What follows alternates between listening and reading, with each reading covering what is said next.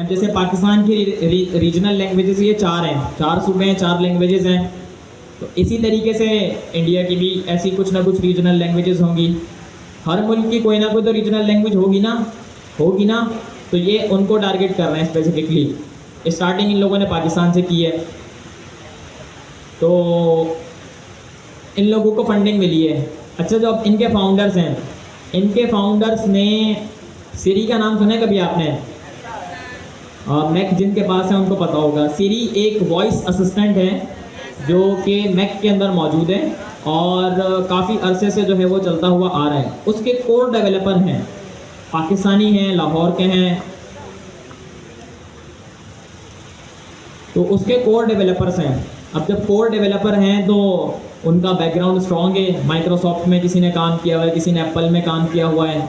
उनको तो फंडिंग ये लोग हंस कर देते हैं, बट आम बंदे को भी फंडिंग मिल जाती है वाकई। मैं ऐसे ऐसे लोगों को जानता हूँ, ट्विटर पर काफ़ी अरसे से देखता हुआ आ रहा हूँ कि मतलब कोई स्ट्रॉन्ग प्रोफाइल नहीं है, सिर्फ जो है वो टेक्निकल स्किल से स्ट्रॉन्ग है, आइडिया बहुत स्ट्रॉन्ग है, तो आइडिया की बुनियाद के ऊपर मिल जाता है सब कुछ। इनका आइडिया भी बहुत अच्छा है और ये इनके लैंग्वेजेस भी सारी की सारी ज़बरदस्त हैं। अच्छा, तो आप स्टार्टअप डायरेक्टरी को एक्सप्लोर करें, फिर साथ साथ फाउंडर डायरेक्टरी को एक्सप्लोर करें। कौन भाई कॉल कर रहा है यार? ये मुझे कोई बंदा कॉल वॉल मैसेजेस कर दिया करें। अगर यहाँ से कोई बंदा कॉल वॉल कर रहा है तो कोई कॉल ना करें। रॉन्ग नंबर, किसी नंबर से, अननोन नंबर से कॉल्स आ रही हैं।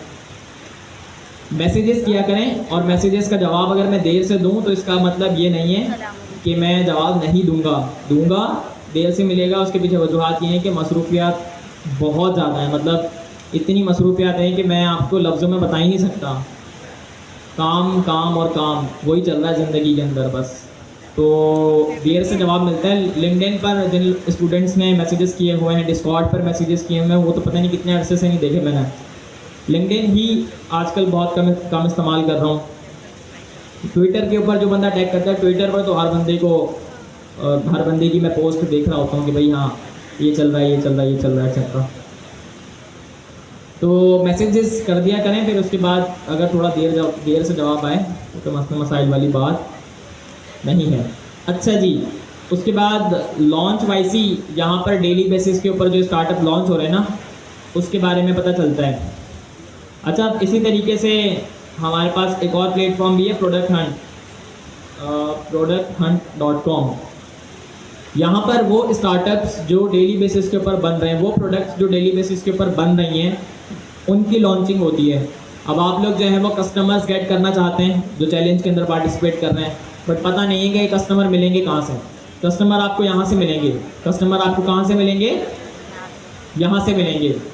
और वो कैसे मिलेंगे? वो ऐसे मिलेंगे कि आप यहाँ पर अपना स्टार्टअप लॉन्च करेंगे and then you will be able to get some initial customer to your website या इनिशियल विजिटर। जैसे आज का जो मेल लेयर है ऑन द टॉप है, और मेल लेयर तो यार ये एक बंदा है, उसको शायद ये देखा लग रहा है मुझे। देखो उनकी वेबसाइट। हाँ, ये तो इसके फाउंडर का नाम मेरे जहन से निकल गया, इंडियन है। ये ट्विटर पर काफ़ी मार्केटिंग कर रहा होता है बंदा। Side mail, pickle, Sony countdown, what's different. अच्छा, बाय द वे आप लोग ना इन स्टार्टअप, इन प्लेटफॉर्म्स को यूज़ भी किया करें। मतलब देखें कोई क्रिएटिव चीज़ आपको नज़र आए मार्केट में, नई आई है, तो आप यूज़ कर लें, आपके लिए बेनिफिशियल रहेगी। खैर, इन चीज़ों को तो हम डिस्कस करते ही रहेंगे।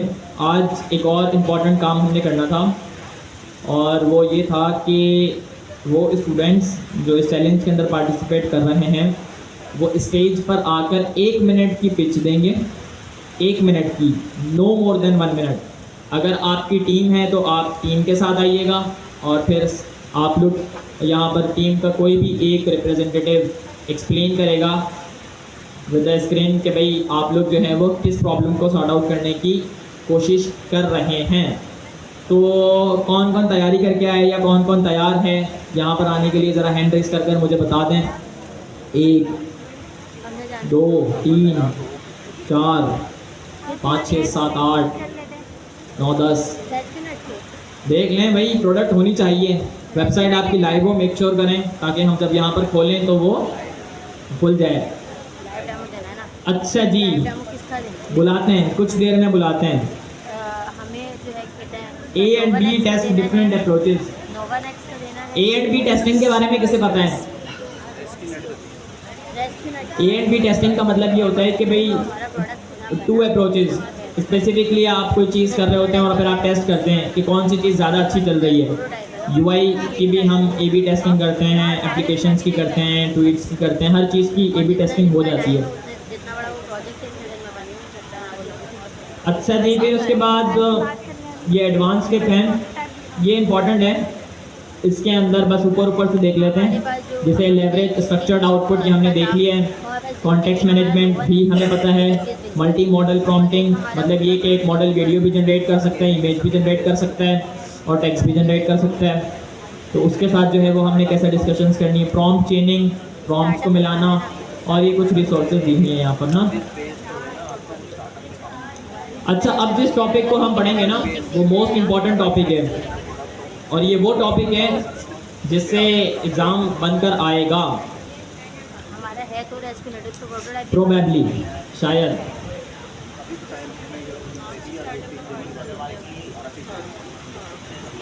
अच्छा जी, मिक्सचर ऑफ एक्सपर्ट MOE, ये एक टेक्निक है। इसको कौन यहाँ पर आकर एक्सप्लेन करेगा? अगर हैंड रेज करें।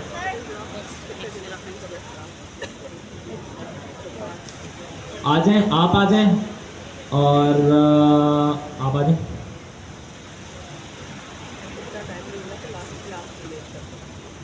बुलाते हैं, सबको बुलाएंगे इंशाल्लाह, सबको मौका देंगे। बहुत सारे टॉपिक्स हैं अभी।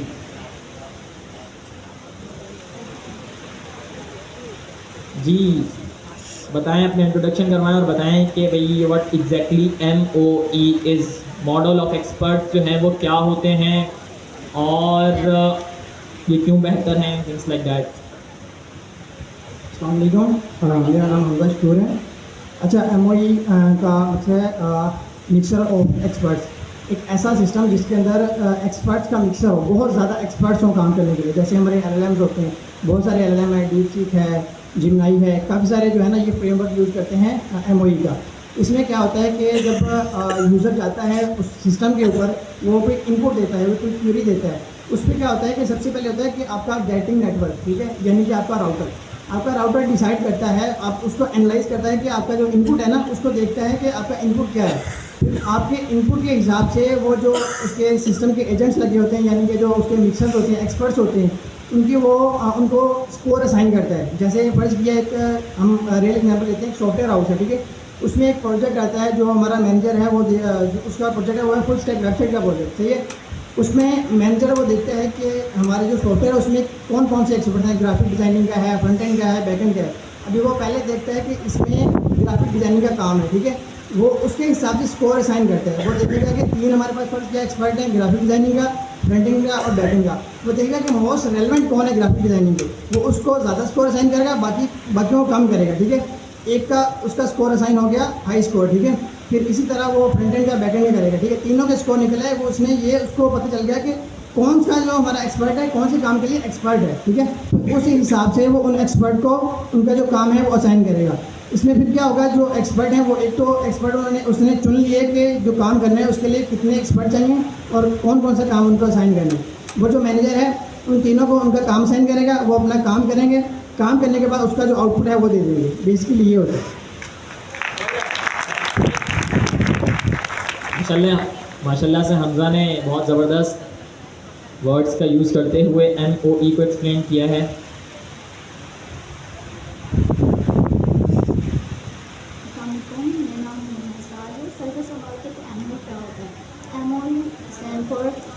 मिक्सचर ऑफ एक्सपर्ट्स, ये एक सिस्टम है जहाँ AI के विभिन्न एक्सपर्ट जो होते हैं वो होते हैं अपने अपने स्किल्स में स्ट्रॉन्ग।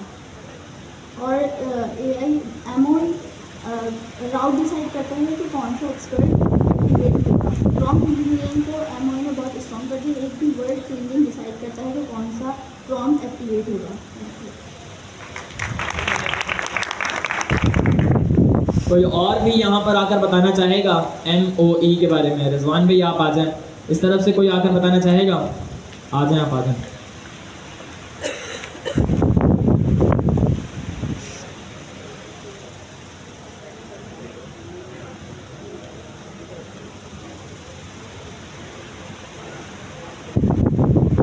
आसान हो रही है शायद, हो रही है ना?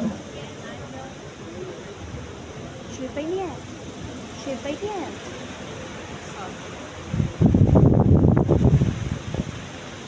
रमना कल मीटिंग हुई थी रात में? नहीं हुई थी ना। क्यों? वो क्या बोलते हैं ना, बाबा ने मीटिंग का टाइम रखा था 10:15 पे। हाँ, फिर जब 10:15 हुए ना तो ना पापा ने बोला कोई आ रही है, मैंने कहा फिर बहुत सो गए। सुबह के पर मैंने टाइम ही गलत लिख दिया।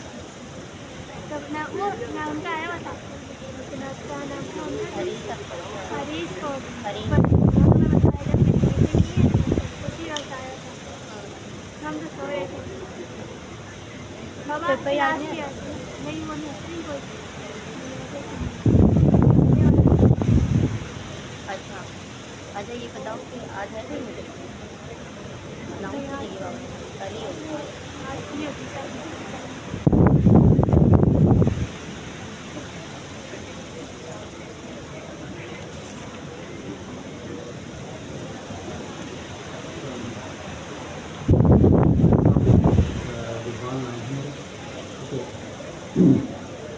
अस्सलाम वालेकुम, रिजवान नाम है मेरा।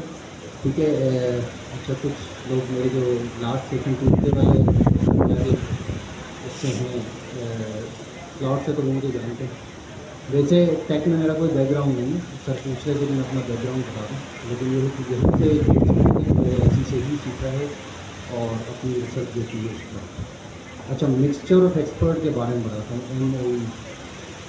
मिक्सचर एक्सपर्ट जो है इस तरीके से है, जैसे हर एलएलएम के पास ना अपने कुछ एक्सपर्ट्स मौजूद होते हैं जिनको उन्होंने स्पेसिफिक डेटा पर ट्रेन किया होता है। अगर मैं इसकी एग्जांपल इस तरीके से लूँ कि अगर जैसे शकूर भाई ने कहा, शकूर भाई ने कहा कि जिस तरीके से एक ऑफिस के अंदर लोग होते हैं, उनका अपना अपना एक काम होता है, उसमें निच पर जो है वो जो है ट्रेन हुए होते हैं, यानी उस निच के अंदर वो एक्सपर्ट होते हैं। इस तरीके से एलएलएम के पास भी जो है ना स्पेशली जो है ना एक्सपर्ट्स होते हैं। अच्छा, मेरी रिसर्च ये जो मैंने अपने तौर पर रिसर्च की, तो उसके हिसाब से जो है ना जैसे हम कहते हैं कि चैट जीपीटी यानी ओपन एआई के पास जो है इस वक्त तकरीबन 16 एक्सपर्ट्स हैं जो उनके डिक्लेयर हैं। चलिए 16 एक्सपर्ट मौजूद हैं और उनका जो टोटल ट्रेनिंग डेटा है वो 1.8 ट्रिलियन 1.8 ट्रिलियन। ठीक है, तो 1.8 ट्रिलियन है, 16 जो है ना 110 बिलियन डेटा के ऊपर, 110 बिलियन पैरामीटर्स के ऊपर जो है ना एक एक उनका एक्सपर्ट ट्रेन है। तो जब भी हम कोई अपना प्रॉम्प्ट देते हैं, अगर हम कोई वेग प्रॉम्प्ट देते हैं तो उसको एलएलएम को ये समझ में आती है कि किस एक्सपर्ट से जो है इसको जो है वो इसका आंसर देना है। तो वो कभी कभार जो है ना एक ही हमारे वेग प्रॉम्प्ट के ऊपर जो है ना 2-3 एलएलएम को भी 2-3 एक्सपर्ट्स को भी कॉल कर देते हैं। लेकिन अगर हमारा प्रॉम्प्ट बेहतर होता है तो वो जो है क्या नाम है उस स्पेशल एक्सपर्ट को कॉल करता है जो उस स्पेशल ट्रेनिंग डेटा के ऊपर ट्रेन हुआ होता है। मिसाल तौर पर फिजिक्स के एक्सपर्ट को कॉल करना है तो वो फिजिक्स का एक्सपर्ट होगा जो सिर्फ और सिर्फ फिजिक्स के डेटा पर ट्रेन हुआ होगा, यानी उसके पास फिजिक्स की नॉलेज होगी।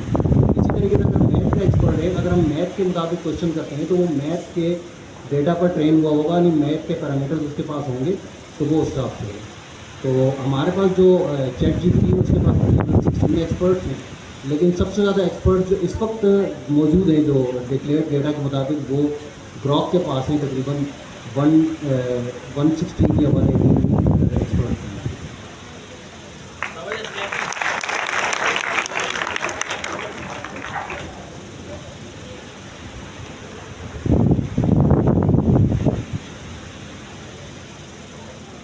अस्सलाम वालेकुम everyone, I am Anika Abdul Rahim.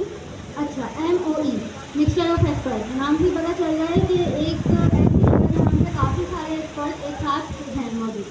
LLM काफ़ी सारे एक्सपर्ट के मिलकर बना होता है। अब जैसे एक स्कूल है, अगर हर अलग अलग सब्जेक्ट अलग अलग टीचर हैं जो अपनी सीखने एक्सपर्ट हैं, जैसे मैथ के अलग टीचर हैं, इंग्लिश के अलग हैं, साइंस के अलग है, इसी तरह। तो जो LLM है उसके पास इसी तरह के एक्सपर्ट होते हैं। तो वो हमें प्रॉम्प्ट के बेस पे है ना ये देखता है कि कौन से एक्सपर्ट को क्या काम कौन सा काम देना चाहिए। और फिर वो उसी में और इसी तरह फिर जो एक्सपर्ट होता है वो अपनी नॉलेज में हमारा एक्सपर्ट होता है वो बहुत अच्छे से है ना उसका जवाब बना के और फिर आपको देता है। और इसी तरह की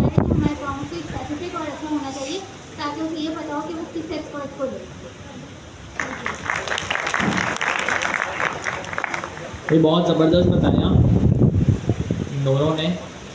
अब थोड़ी सी टेक्निकल डिस्कशन भी करते हैं कि बेसिकली सीन क्या है। MOE की बात कर रहे हैं। हमारे पास दो किस्म के मॉडल्स होते हैं, दो किस्म के LLMs होते हैं। जनरली जो LLM हम यूज़ कर रहे हैं विच इज़ ChatGPT का GPT-5, तो हमारे पास दो किस्म के स्पेसिफिक LLMs होते हैं। एक होते हैं डेंस और दूसरे कौन से होते हैं? MOE। एक होते हैं हमारे पास डेंस मॉडल और दूसरे होते हैं हमारे पास मॉडल ऑफ एक्सपर्ट्स। थोड़ा सा मैं बढ़ा देता हूँ। अच्छा जी, डेंस मॉडल हमारे पास कौन सा है? GPT-3 was the dense model, और MOE मॉडल जो इंट्रोड्यूस शायद किया था, शायद का वर्ड यूज़ कर रहा हूँ क्योंकि अभी मेरे जहन में नहीं है, किसने किया था? डीप सीक ने। किसने किया था? डीप सीक का नाम सुना है आप सब लोगों ने? एक चाइनीज़ लैब थी, आज से 1 साल पहले बहुत ज़्यादा फेमस हो गई थी। हर बंदा डीप सीक कर रहा था। जैसे हर बंदे की ज़बान पे ChatGPT है ना, ऐसे ही हर दूसरा बंदा, मतलब जिसके पास थोड़ी बहुत नॉलेज होती है AI की, वो बातचीत करते हुए ये डिस्कस कर रहा होगा कि भाई चाइनीज़ एक कंपनी है डीप सीक, उसने OpenAI को बीट कर दिया। अब इन लोगों ने जब अपना मॉडल ट्रेन किया था ना, तो इन लोगों ने क्या किया, इन्होंने एक नया कॉन्सेप्ट इंट्रोड्यूस करवाया। अच्छा, इस कॉन्सेप्ट को इंट्रोड्यूस करवाने के पीछे वजूहत थी दो। एक थी cost effective way to use a model और दूसरी थी स्पीड एंड एफिशिएंसी। अच्छा, कॉस्ट इफेक्टिव वे का मतलब ये है कि MOE मॉडल्स जो होते हैं ना, they are very light weight to run. इसका मतलब ये होता है कि जब भी इस स्पेसिफिक मॉडल का इस्तेमाल किया जाएगा तो बिहाइंड द सीन जो कॉस्ट है हमारे पास LLM को यूज़ करने की, वो कम लगेगी। अभी मैं आपको बताऊंगा कि क्यों कम लगेगी। और जो डेंस मॉडल होते हैं ना, वो थोड़े से एक्सपेंसिव होते हैं। याद रखिएगा कि डेंस मॉडल हमेशा ज़्यादा डेटा पर ट्रेन हुए होते हैं। सिमिलर ही MOE भी होते हैं, पर ये डेटा को जो है वो डिवाइड कर देते हैं, जिसको एक्सपर्ट्स कहते हैं। अब यहाँ पर बात है कि सर आपने यहाँ पर बात करी स्पीड एंड कॉस्ट की हमने बात की। अब बात असल में ये है कि ये जो डेंस मॉडल्स होते हैं ना, डेंस मॉडल का मसला ये होता है कि जैसे यहाँ पर रिजवान भाई ने बताया कि 1 ट्रिलियन पैरामीटर के ऊपर एक मॉडल ट्रेन हुआ है। आप सबको पता है पैरामीटर्स क्या हैं? Parameters are the simple weights and values. क्या हैं? वेट्स एंड वैल्यूज़ होती हैं। तो डेंस मॉडल क्या करते हैं कि 1 ट्रिलियन पैरामीटर को हर क्यूरी के ऊपर मुकम्मल तौर पर यूज़ करते हैं। लफ्ज़ों को समझिएगा कि डेंस मॉडल क्या करते हैं, आपकी हर एक क्यूरी के ऊपर पूरे 1 ट्रिलियन पैरामीटर को यूज़ करेंगे और उसके बाद जो है वो फिर आपको आंसर देंगे। अब जाहिर सी बात है, एक काम किसी LLM के पास जा रहा है, किसी मॉडल के पास जा रहा है, वो बिहाइंड द सीन एक पूरे डेटा सेट को रन कर रहा है। अब उस डेटा सेट के अंदर 1 ट्रिलियन पैरामीटर्स हैं। आंसर देर से मिलेगा ना, वैसे होता तो मिली सेकेंड्स के अंदर है, मिली सेकेंड्स के अंदर ही है, पर मिली सेकेंड्स भी काउंट होती है। और दूसरी चीज़ ये कि कॉस्ट भी बढ़ जाएगी, क्योंकि जाहिर सी बात है बिहाइंड द सीन एक सर्वर जो है वो ज़्यादा देर तक चलेगा। अगर एक क्यूरी को प्रोसेस करने के अंदर 30 सेकंड लग रहे हैं और NVIDIA का H100 GPU लगा हुआ है, तो शायद $1-2 जो है वो सेकंडों के अंदर बन जाएंगे। ये बिहाइंड द सीन कंपनीज जो है वो कॉस्ट पे कर रही होती हैं। तो डीप सीक ने क्या किया, डीप सीक ने सिर्फ $6 मिलियन के अंदर पूरा LLM तैयार कर दिया, जो कि उस टाइम पर 1 साल पहले जो हमारे पास GPT-4 था उसको कॉम्पीट कर रहा था। अच्छा, अब MOE की बात करते हैं। MOE क्या करते हैं कि ये पैरामीटर्स को डिवाइड करते हैं। ये जो हमने एक्सपर्ट्स की बात की ना, हर एक एक्सपर्ट के पास जो है वो स्पेसिफिक पैरामीटर या वैल्यूज़ होती हैं किसी एक स्पेसिफिक नीश के हवाले से। और उसके बाद क्या होता है कि जब आप क्यूरी सेंड करते हो एक MOE मॉडल को, तो ये सिर्फ उस स्पेशलाइज एक्सपर्ट को रन करता है जिसके हवाले से पूछा गया है। मतलब ये कि अगर एक MOE मॉडल है जो सिमिलर ट्रिलियन पैरामीटर के ऊपर ट्रेन हुआ है, पर ये ट्रिलियन पैरामीटर जो है वो डिवाइड कर दिए हैं 1000 डिफरेंट नीश के अंदर। अब आपका जब रिस्पॉन्स होगा वो अगर MOE के पास जाएगा तो उसकी स्पीड भी बढ़ जाएगी, क्योंकि एक स्पेशलाइज एक्सपर्ट है जो सिर्फ 7 मिलियन पैरामीटर पर ट्रेन हुआ है, जो सिर्फ आपके आंसर को देने के लिए तैयार किया गया है। बिहाइंड द सीन इसके पीछे जो है वो एल्गोरिथम्स बनाए हुए हैं, बस डिफरेंट एल्गोरिथम्स हैं जो इस काम को समझते हैं कि भाई आपकी जो क्यूरी है उसे कैसे टैकल करना है। तो पोस्ट प्रोसेसिंग वाले स्टेज को जो है वो MOE बेहतर करता है। हमने जब LLM की ट्रेनिंग की बात की थी कि LLM कैसे ट्रेन हो रहे होते हैं, तो उस टाइम पर हमने बात की थी कि भाई पोस्ट ट्रेनिंग वाला स्टेज, फाइन ट्यूनिंग वाली जब हमने बात की थी और डिप्लॉयमेंट वाली बात की थी, शायद आपको याद होगा, तो उस टाइम पर जो है वो स्पेसिफिकली अगर MOE की टेक्निक का इस्तेमाल किया जाए तो हमारे आंसर की स्पीड और कॉस्ट जो है, स्पीड बढ़ जाएगी और कॉस्ट कम हो जाएगी, क्योंकि एक स्पेशलाइज एक्सपर्ट होगा जो सिर्फ 7-8 मिलियन या 10 मिलियन या 15 मिलियन पैरामीटर पर ट्रेन हुआ होगा। Within few millisecond वो आपके आंसर को टैकल करेगा, जो आपकी जाहिर सी बात है स्पीड को भी स्पीड को तो बढ़ा देगा और आपकी कॉस्ट को कम कर देगा। सर्वर अगर कम देर तक चलेगा तो जाहिर सी बात है आपका जो आंसर होगा वो कॉस्ट इफेक्टिव होगा। तो this is a simple difference between a dense model and an MOE model. समझ में आई? किस किस को समझ में आई है वो ज़रा हैंड रेस कर दे। ज़बरदस्त, बेहतरीन। अच्छा, अब हम जो है वो 10-15 मिनट की ब्रेक लेंगे, क्योंकि आज मैं बोल कर थक गया हूँ, नहीं भाई नहीं है। और फिर उसके बाद जो है वो हम क्लास को शुरू करते हैं। हम शुरू करेंगे 7:40 पर, 7:27 हो रहे हैं इंशाअल्लाह।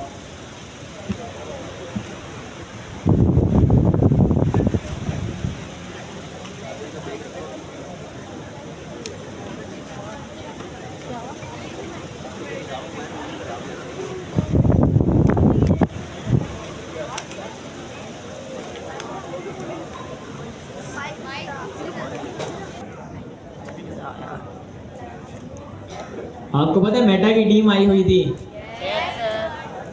कौन कौन यहाँ पर आया हुआ था जो उस दिन का इवेंट था? कोई आया था यहाँ पर? चंद एक स्टूडेंट्स ही आए थे, देखा आपने मेटा वाले जी? समझा नहीं मैं। हाँ, मैसेज देर से किया, ऐसे ही है, तो देर से ही पता चला। ऐसे ही होता है भाई, जो प्रोफेशनल्स आते हैं ना वो बस आते हैं और जल्दी जल्दी सब कुछ होता है, तो इसी वजह से जल्दी जल्दी बताया था। अब किसी ने शाम में वो मैसेज देखा होगा तब तो इवेंट निकल गया, रात में देखा होगा तो ऐसे ही हुआ होगा।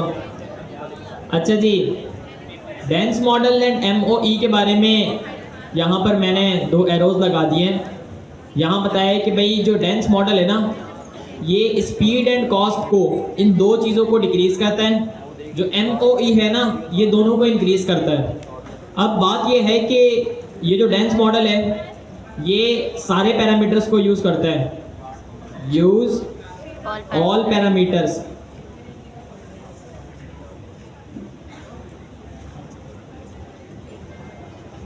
ये क्या करता है, हर एक क्यूरी पर सारे पैरामीटर्स को यूज़ करता है। अच्छा, जो MOE है ना, ये एक्सपर्ट है थोड़ा सा, ये स्पेसिफिक पैरामीटर्स को यूज़ करते हैं। हम ऑल की जगह यहाँ पर लिख देंगे स्पेसिफिक पैरामीटर्स को ये क्या करता है, यूज़ करता है। अब MOE जब स्पेसिफिक पैरामीटर को यूज़ करता है ना, तो स्पीड एंड कॉस्ट जो है वो स्लो हो जाती है, कम हो जाती है, कम हो जाएगी। यहाँ पर ये मैंने इंक्रीज इस तरफ में लिखना था। सर स्पीड तो चलें तेज होगी ट्रांसफर कर ना देते हैं। सर, स्पीड तेज होगी, कॉस्ट कम होगी ना। हाँ, स्पीड स्पीड तेज होगी और कॉस्ट कम होगी। नहीं, दोनों चीज़ें तेज हो जाएंगी ना। हाँ, कॉस्ट जो है वो डिक्रीज हो जाएगी। सही सही सही सही।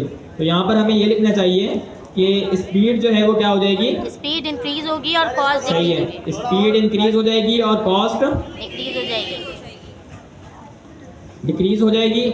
और इस तरफ में क्या होगा, सर यहाँ पे स्पीड स्पीड जो है वो डिक्रीज हो डिक्रीज हो जाएगी जाएगी और कॉस्ट इंक्रीज हो जाएगी। कॉस्ट इंक्रीज हो जाएगी। दोनों एक दूसरे के अपोजिट है। हाँ जी। कॉस्ट इंक्रीज हो जाएगी। सर कॉस्ट इंक्रीज होगी और स्पीड भी डिक्रीज होगी फिर। हाँ ना, स्पीड डिक्रीज हो जाएगी ना जब सारे स्पीड पैरामीटर चलाएगा। डिक्रीज होगी ना जब सारे पैरामीटर्स को यूज किया जाएगा। एक क्यूरी आई, दोनों तरह से नुकसान है। हाँ पर इसका बेनिफिट भी है। फिर नुकसान तो हमें यहाँ पर स्पीड एंड कॉस्ट में नजर आ रहा है, पर इसका जो है वो एक बेनिफिट भी है। बेनिफिट ये है कि जो डेंस मॉडल है ना उसका जवाब ज़्यादा बेहतर होगा accurate होगा। हमेशा। एक्यूरेसी जो है वो डेंस मॉडल की ज़्यादा अच्छी होगी। उसके पीछे वजूहत ये है कि सारे पैरामीटर यूज कर रहा है। वो सारे पैरामीटर्स को इस्तेमाल कर रहा होगा।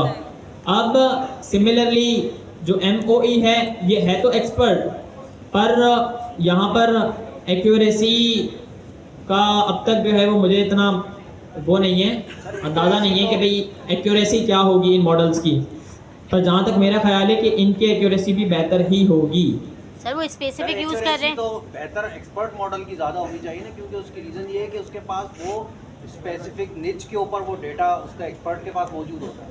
अगर फिजिक्स का एक्सपर्ट कोई आंसर देगा, अगर फिजिक्स रिलेटेड क्वेश्चन है तो फिजिक्स का एक्सपर्ट आंसर देगा तो बड़ा बेहतर आंसर देगा, ना कि मैथ का एक्सपर्ट या बायोलॉजी का एक्सपर्ट देगा। बस ये वही बात है कि it is a newer way to build और मेंटेन स्पेसिफिक LLM। MOE जो है वो एक नया तरीक़ेकार है, तो शायद यही बेहतर है। जी आप बिल्कुल दुरुस्त हैं, क्योंकि एक्सपर्ट जब जवाब दे रहे होंगे तो आपका जो स्पेशल जो जवाब होगा आपकी क्वेश्चन का वो यकीनन बेहतर ही होगा। Yes sir. तो ये है। अच्छा यहाँ पर देख लें कि who introduce MOE। Who introduce, sir अभी हमारा जो रिस्पॉन्स आ रहा होता है DeepSeek से बेहतर तो GPT का होता है, और GPT का भी कहा जाता है कि फिलहाल चांसेस हैं कि वो यूज़ कर रहा है MOE, लेकिन नहीं DeepSeek यूज़ कर रहा है, GPT नहीं कर रहा। तो आज तो ज़्यादा GPT का सही होता है।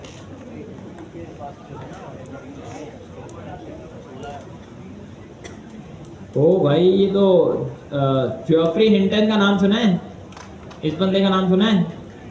ये तो इन्होंने बहुत पहले ये टेक्निक इंट्रोड्यूस करवाई थी। 1990s में जब मैं पैदा हुई। देखें यहाँ पर तो बताया हुआ है कि 1990s में। Yes, बट जहाँ अच्छा mixture of expert in AI की हम बात कर रहे हैं ना यहाँ पर, ये तो इन्होंने टेक्निक इंट्रोड्यूस करवाई थी। जैसे आप में से पता नहीं किसी को पता ही नहीं पता, जो ब्लॉकचेन इंट्रोड्यूस करवाई थी वो दो दोस्तों ने 1992 में करवाई थी, पर इसकी जो प्रैक्टिकल एप्लीकेशन थी वो 2008 में सतोशी नाकामोटो ने ब्लॉकचेन की सूरत में, बिटकॉइन की सूरत के अंदर जो है वो बनाकर पेश की।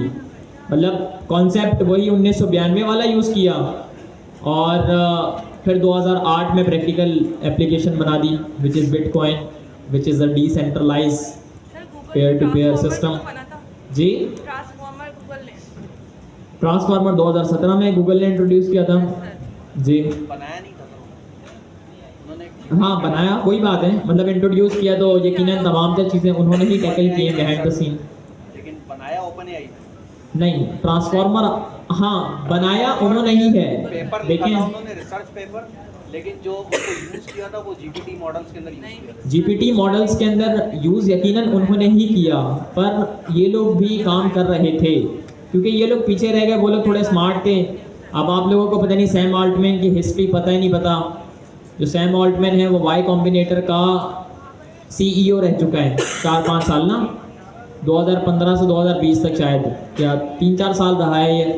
तो उसका स्टार्टअप वाला ही माइंडसेट था, उसको पता है कि मैंने कैसे तेज़ी से निकलना है। तो गूगल जैसी कंपनी जिन्होंने TPU इंट्रोड्यूस करवाया था, टेंसर प्रोसेसिंग यूनिट, आपको पता है TPU किसने इंट्रोड्यूस करवाया था?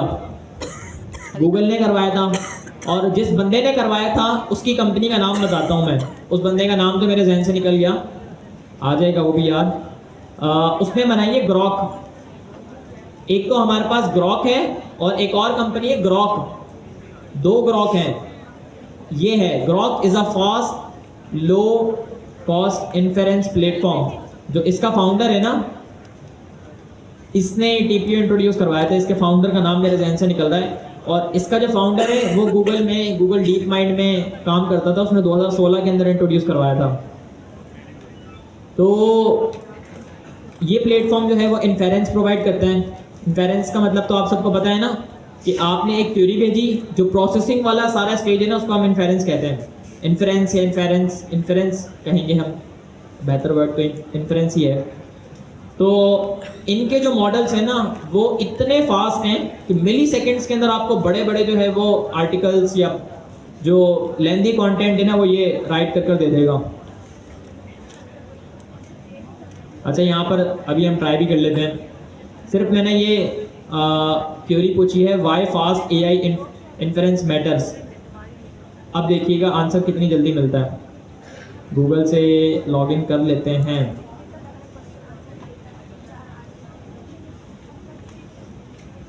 चलें आप लोग ट्राई कर लीजिएगा इससे ना। ग्रॉक के ऊपर जाएंगे ना, GR, अच्छा ग्रॉक एक वो एलन मस्क वाला भी है, GROK, आपने जाना है GROQ पर। तो इसके फाउंडर को भी पढ़िएगा, ये भी पढ़िएगा कि भाई TPU कैसे काम करता है, how does TPU work. Future के अंदर जो है वो, जैसे हमारे पास जनरल CPU है, CPU क्या है, सेंट्रल प्रोसेसिंग यूनिट हमारे सिस्टम्स के अंदर लगा हुआ होता है। फिर इसका एडवांस वर्जन GPUs हैं, और GPUs की मार्केट को कौन लीड कर रहा है इस टाइम पर, एनवीडिया की मार्केट कैप कितनी है, $4 ट्रिलियन। 5 हो गई है। चले माशाल्लाह एनवीडिया की ग्रोथ हो रही है। जेनसन हुआंग का पता है आपको कौन है, एनवीडिया का CEO है। 1988 के अंदर होटल्स के अंदर डिश वॉश किया करता था, डिश वॉशर था। कौन, Jensen Huang. He is now the CEO and founder of the most, कौन सी कंपनी है एनवीडिया, लार्जेस्ट क्या होगी, कैपिटल वाली कंपनी है, या फिर जिनकी मार्केट कैप सबसे ज़्यादा है। तो यहाँ पर एक प्लेटफॉर्म है कंपनीज मार्केट कैप के नाम से। इस प्लेटफॉर्म को डेली बेसिस के ऊपर, मतलब जिसको शौक है ना कि भाई इस कंपनी की वर्थ क्या है, इसने क्या बनाया, तो ये platform best out of the best है। कंपनीज मार्केट कैप इसका नाम है, companiesmarketcap.com। यहाँ पर आपको एनवीडिया की मार्केट कैप नज़र आ रही होगी। हाँ ये देखें 5 ट्रिलियन को इसने टच नहीं किया, करने वाली है। कल कर लिया था, हाँ कर लिया होगा यकीनन। $4.93 ट्रिलियन। इमेजिन करें ये कितना पैसा होगा ये। और इसका जो फाउंडर है वो बेचारा होटल के अंदर काम किया करता था, बर्तन साफ किया करता था। हाँ तो अब देखें माशाल्लाह से उसने ग्रोथ कितनी की है, बिलियनर भी बन गया और बेस्ट कंपनी भी बना दी। आपको पता है एनवीडिया के सिर्फ 35,000 एम्प्लॉयज़ हैं, जो दूसरी कंपनीज हैं जैसे गूगल है इनके 2 लाख एम्प्लॉयज़ हैं, और AWS ये अमेज़ॉन वालों के 3-4 लाख हैं। सिमिलरली हमारे पास माइक्रोसॉफ्ट है उनके भी 175 ऐसे हैं, एप्पल के पास भी बहुत हैं। पर ये वो कंपनी है जिनके पास हैं ही सिर्फ 35,000 एम्प्लॉय, सिर्फ 35,000 एम्प्लॉयज़, सिर्फ 35,000। इस वजह से कह रहा हूँ क्योंकि इनकी आप अगर मार्केट कैप देखें ना, ये बहुत ज़्यादा मार्केट कैप है। ये वो एक पाकिस्तान का कर्जा $200-250 बिलियन है। पाकिस्तान का कर्जा जो है वो 10-15 मरतबा, इतनी सिर्फ इस एक कंपनी की मार्केट कैप है। तो पोटेंशियल ये है कि दुनिया के अंदर कितना है। अच्छा ये करती क्या है, GPUs बनाती है, तो हम GPUs के ऊपर थे। CPU central processing unit, GPU graphic processing unit, graphical processing unit, और उसके बाद जो है वो तीसरे नंबर के ऊपर TPU टेंसर प्रोसेसिंग यूनिट। और TPU जो है वो इन्होंने इंट्रोड्यूस किया था। यहाँ पर हम देख लेते हैं हु इंट्रोड्यूस TPU। गूगल ने ही किया था। टेंसर प्रोसेसिंग यूनिट देखते हैं, टेंसर प्रोसेसिंग यूनिट गूगल ने इंट्रोड्यूस किया था TPU। ये मैंने 3-4 साल पहले देखा था और शुक्र है मुझे सही याद था अब तक। पर ये देखें इसके फाउंडर का यार यहाँ पे नाम आ जाए ना, वो बंदा बड़ा टेक्निकल है। आप पढ़िएगा कि इन्होंने क्यों TPU इंट्रोड्यूस किया था। गूगल के पास सबसे बड़ा डेटा सेंटर है, पता है आपको, मतलब डेटा सेंटर वो जगह जहाँ पर हम सबका डेटा स्टोर हो रहा होता है। एंड्रॉयड वाले यहाँ पर कितने हैं, 95% बल्कि यार 99 बोलना। और आईफोन वाले चंद एक हैं, अच्छी बात है जो आईफोन को शुरू से यूज़ कर रहे हैं। और मैक वाले कितने हैं यहाँ पर, वो ज़रा हैंड रेज करें। विंडोज़ वाले कितने हैं, एवरीवन, नो कंपटीशन। तो देखें यहाँ पर एंड्रॉयड की मार्केट जो है वो सबसे ज़्यादा है। अच्छा जी, तो ये आप घर जाकर लाजमी पढ़िएगा, ये चीज़ें पता होनी चाहिए। ग्रॉक को भी एक्सप्लोर कीजिएगा, ये भी काफ़ी अच्छा प्लेटफॉर्म है, इनके मॉडल्स सबसे बेस्ट हैं। और एनवीडिया की मार्केट कैप और दूसरी कंपनीज़ की मार्केट कैप भी देखिएगा। मैं पाकिस्तानी कंपनीज़ की मार्केट कैप देख रहा था, पाकिस्तानी सिर्फ जो है वो 3-4 कंपनी है बड़ी ना, जहाँ पर फ्रंट पर तो पाकिस्तान को इन्होंने दिया हुआ भी नहीं है भाई, ये हालात हैं। इंशाल्लाह हम $1 बिलियन की कंपनीज बनाएंगे ना, इंशाल्लाह बनाएंगे ना भाई, इंशाल्लाह। बस दुआओं में याद रखिएगा, मैं भी बनाऊं और आप भी बनाएं। इस तरीके से हम जो है वो $1 बिलियन की कंपनीज पाकिस्तान में ही बनाएंगे। It will take time, but ये है कि मिशन होगा तो फिर यकीनन मुश्किलात फेस करने को नहीं मिलेंगी। 48वें नंबर पर है पाकिस्तान की जो टोटल कंपनीज हैं वो 38 हैं बड़ी टॉप कंपनीज, जिनकी $44 बिलियन की मार्केट कैप है। देखें पाकिस्तान में इस टाइम लीड कौन कर रहा है, oil and gas development company OGDC Pakistan को लीड कर रहा है, गवर्नमेंट की है ये। यूनाइटेड बैंक पाकिस्तान, मरी पेट्रोलियम कंपनी और मिज़ान बैंक $2.9 बिलियन। भाई कुछ ना कुछ तो कर रहे हैं ना ये, तभी तो $1 बिलियन की कंपनीज बना दी। देखें देखें ये देखें एंग्रो फर्टिलाइजर, ये एक्सप्लोर, आप ये प्लेटफॉर्म लाजमी एक्सप्लोर कीजिएगा, आपके लिए काफ़ी हेल्पफुल रहेगा। यहाँ पर आपको इंडस्ट्रीज बाय इंडस्ट्री सब कुछ मिल जाएगा। अच्छा जी, तो यहाँ पर एक एग्जांपल भी दी हुई है, राउटर, ये वही है। अच्छा टेक्निकल एस्पेक्ट से देखा जाए तो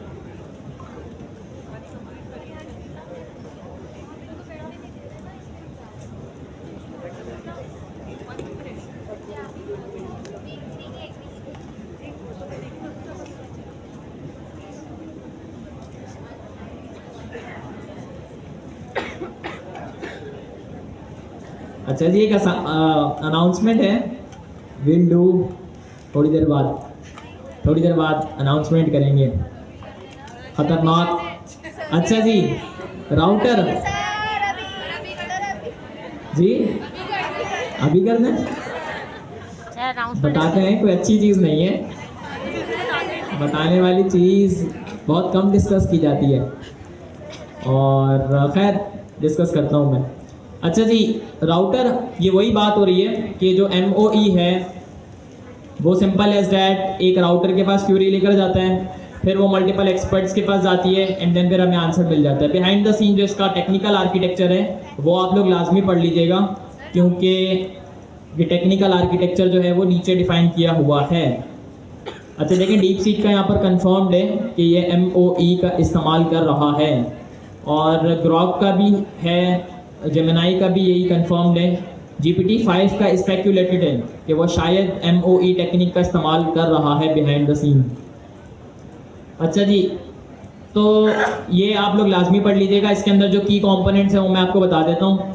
we have experts and then we have getting network. Getting network का दूसरा नाम राउटर भी है। राउटर क्या होता है, आपकी क्वेरी को स्पेसिफिक पर्सन पर, या पर्सन से मुराद यहाँ पर एक एग्जांपल है, कि भाई एक स्पेसिफिक एजेंट के पास जो है वो आपकी क्वेरी को लेकर जाएगा और वहाँ से जो है वो आंसर को गेट करेगा। राउटर जैसे होता है, राउटिंग हम जैसे करते हैं। इसके बाद जो है वो स्पार्स एक्टिवेशन। अच्छा, स्पार्स एक्टिवेशन का मतलब वही है कि सारे के सारे टोकन्स को एक्टिवेट कर देना, और सिंपल एज दैट। जो डेंस मॉडल होता है वो सारे के सारे टोकन्स को एक्टिवेट कर देता है। MOE जो है वो सिर्फ स्पेसिफिक टोकन्स को एक्टिवेट करता है। तो ये 3 चीज़ों के बारे में पता होना चाहिए। अच्छा, अभी MOE, how MOE works in LLM। ये LLMs के अंदर जो है वो कैसे काम की जाती है। तो ट्रेनिंग वाले फेज के अंदर मॉडल को स्पेसिफिकली बताया जाता है कि हर एक इनपुट पर आपने क्वेरी को राउट करना है, ठीक है। अच्छा, ये टेक्निक लोड बैलेंसर्स के ज़रिए और स्केजुअलिंग के ज़रिए, क्रॉन जॉब्स के ज़रिए टैकल की जाती है। और ये वो टर्म्स हैं जो क्लाउड के हैं, बट स्पेसिफिकली हर बंदा। लोड बैलेंसर का किसी ने इस्तेमाल किया है या लगाया है कभी अपनी एप्लीकेशन के अंदर? ये एक हैंड रेज हुआ है। लोड बैलेंसर ये तलहा का हुआ है, इन्होंने यकीनन लगाया होगा, ये माशाल्लाह से बेस्ट हैं। अच्छा, कोई और इस तरफ से? लोड बैलेंसर का पता है वैसे आपको क्या होता है? What is a load balancer? किसी को भी नहीं पता? सर, जब ट्रैफिक आती है उसको बैलेंस करते हैं। हाँ, हैंड तो रेस करते भाई। तो ये तो वही बात हो गई, नाम जो है वो काम का मतलब डिफाइन कर रहा है। हमेशा याद रखिएगा कि नाम जो है वो काम का मतलब डिफाइन कर रहा होता है। तो यहाँ पर लोड बैलेंसर का मतलब ये है कि लोड को बैलेंस करना। लोड बैलेंसर्स जनरली हमारे पास स्पेसिफिक लाइब्रेरीज होती हैं, टेक्निक्स होती हैं, उनका इस्तेमाल करते हुए हम अपनी लोड को अपनी एप्लीकेशन के ऊपर जो लोड आ रहा होता है उसे डिस्ट्रीब्यूट करते हैं मल्टीपल सर्वर्स पर। इवन अभी मैं एक एप्लीकेशन बना रहा था, उस पर भी मैंने लगाया था, कल ही की बात है, पूरा दिन लग गया उस पर मुझे। और जब चीज़ें काम नहीं करती तो गुस्सा भी बहुत आता है ना। पूरा दिन आप कोडिंग करो, प्रोग्रामिंग करो, और रात में आपको पता चले यार चीज़ ये काम नहीं कर रही। फिर एक छोटी सी गलती आप फाइंड करते हो, छोटी सी नन्ही सी, कि यार ये मसला था बस, तो फिर उसके बाद वो चीज़ें काम करना शुरू कर देती हैं। तो ये तो डेवलपर की लाइफ के अंदर यार डेली होता है। ऐसे ही है ना, जो डेवलपर्स हैं वो इन चैलेंजेस को तो डेली फेस करते हैं। अच्छा, how MOE work in LLMs। यहाँ पर ट्रेनिंग वाले फेज की बात हो रही है, इन्फेरेंस की बात हो रही है, कि स्पेसिफिकली जो है वो ट्रेनिंग वाले फेज के अंदर मॉडल को बताया जाता है कि आपने राउट करना है अपनी क्वेरी को, ठीक है। और इन्फेरेंस के अंदर जो है वो क्या होता है कि जो आपका प्रॉम्प्ट होता है वो एक गेटिंग नेटवर्क के पास जाता है, वो इसे प्रोसेस करता है, ठीक है, इनपुट्स को layer by layer, and then फिर उसको राउट करता है एक्सपर्ट्स के पास। तो इन्फेरेंस के बारे में कोई बंदा डिस्कशन करना चाहेगा यहाँ पर आकर? What is inference? जी, कोई भी नहीं आना चाहता? इतना सन्नाटा क्यों है भाई? एक हैंड रेज हुआ है लास्ट से। कोई और? यार मेरा तो दिल ही दुख गया है। पूछे क्यों? आप में से मतलब नए स्टूडेंट्स हैंड ही रेज नहीं करते, वही सारे पुराने चेहरे, वही मतलब वो स्टूडेंट्स या तो वो जो शुरू से पढ़ते हुए आ रहे हैं, जिनका तो नाम भी माशाल्लाह से मुझे याद हो गया है, और या तो वो हैं जो नए हैं और वो वैसे ही हेसिटेट हो रहे होते हैं। किसी को भी बुला लें, सन्नाटा देखें कैसा है यार। मुझे कुछ शर्म आ रही है, यहाँ पर 1000-1500 बंदे बैठे हुए हैं और कोई बंदा हैंड रेज नहीं कर रहा। इन्फेरेंस आप में से किसी ने भी एक्सप्लोर नहीं करी? आप AI की दुनिया को, जी आप ही आ जाएं, लास्ट से आपने हैंड रेज किया था।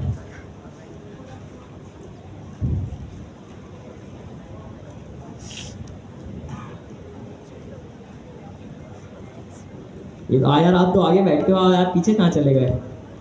मैं भी बोलूँ, बंदा एक सवाल पूछने वाला था तो सही। वालेकुम सलाम।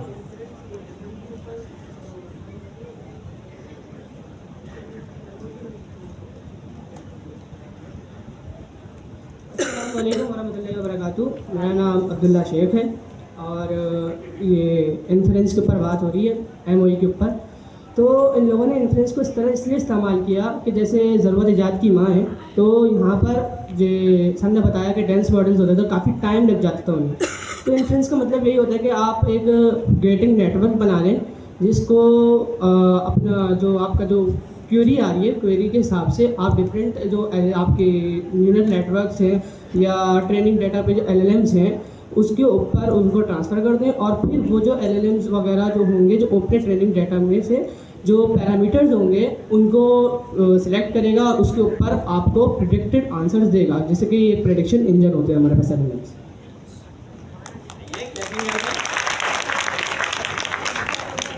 थैंक यू अब्दुल्ला सन्नाटा खत्म करने के लिए। अच्छा जी, इन्फ्रेंस इन जर्नल मतलब ये होता है इसका कि आपकी जो हर एक स्पेसिफिक थ्योरी है ना वो एक LLM के पास जाती है। अब जाहिर सी बात है वो LLM भी तो कहीं ना कहीं होस्ट हुआ है ना, वो LLM किसी सर्वर पर मौजूद है और वो सर्वर जो है वो उसे प्रोसेस करता है और फिर उसके बाद आंसर या तो स्ट्रीम करता है या तो इमीडिएटली शेयर कर देता है। तो वो जो सर्वर के ऊपर प्रोसेसिंग हो रही होती है ना उसको हम इन्फ्रेंस कहते हैं, simple as that. Processing of LLM model on the server is called inference. समझे? सन्नाटा क्यों है भाई? आई समझ में बात? अच्छा, किसको समझ में नहीं आई हैंड रेज करें। अब ये लोग सवाल पूछें जिनको समझ में नहीं आई। क्या समझ में नहीं आया? ये तो अब आप लोग दिल में सोच रहे होंगे ये तो धोखा हो गया, हमने इज्जत रखने के लिए जो है वो हैंड रेज कर लिए, अब आप जो है वो सवाल पूछने का कह रहे हैं। अच्छा, किडिंग बिसाइड वापस बता देता हूँ एक डायग्राम के थ्रू।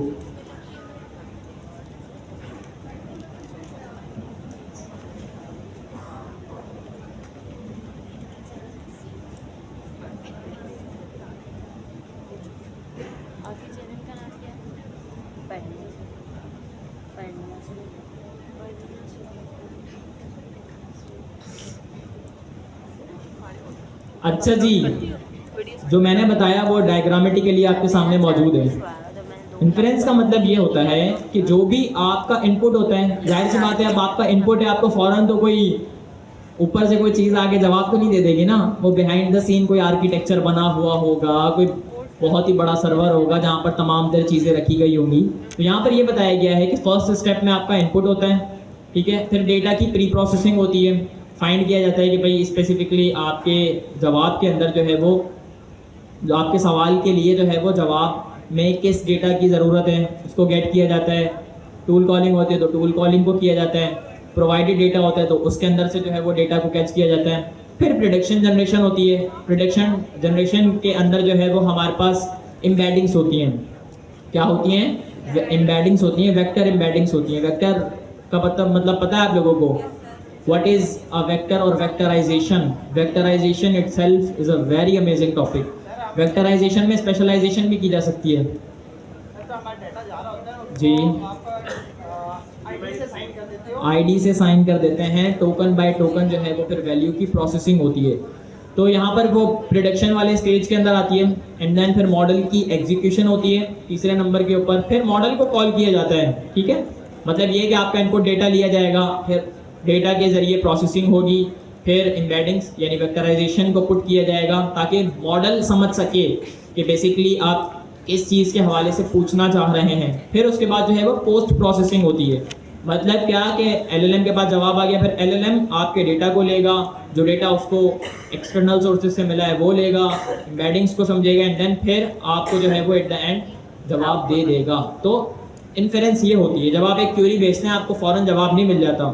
एक आर्टिकल रिकमेंड करूँगा, पिछले कुछ दिनों पहले पढ़ रहा था मैं, यार ये अल्लाह करे मिल जाए मुझे, मैं शेयर कर दूंगा आप लोगों के साथ ना। तो टू डू में मैंने पुट तो किया था पर इसमें डेली टू डू में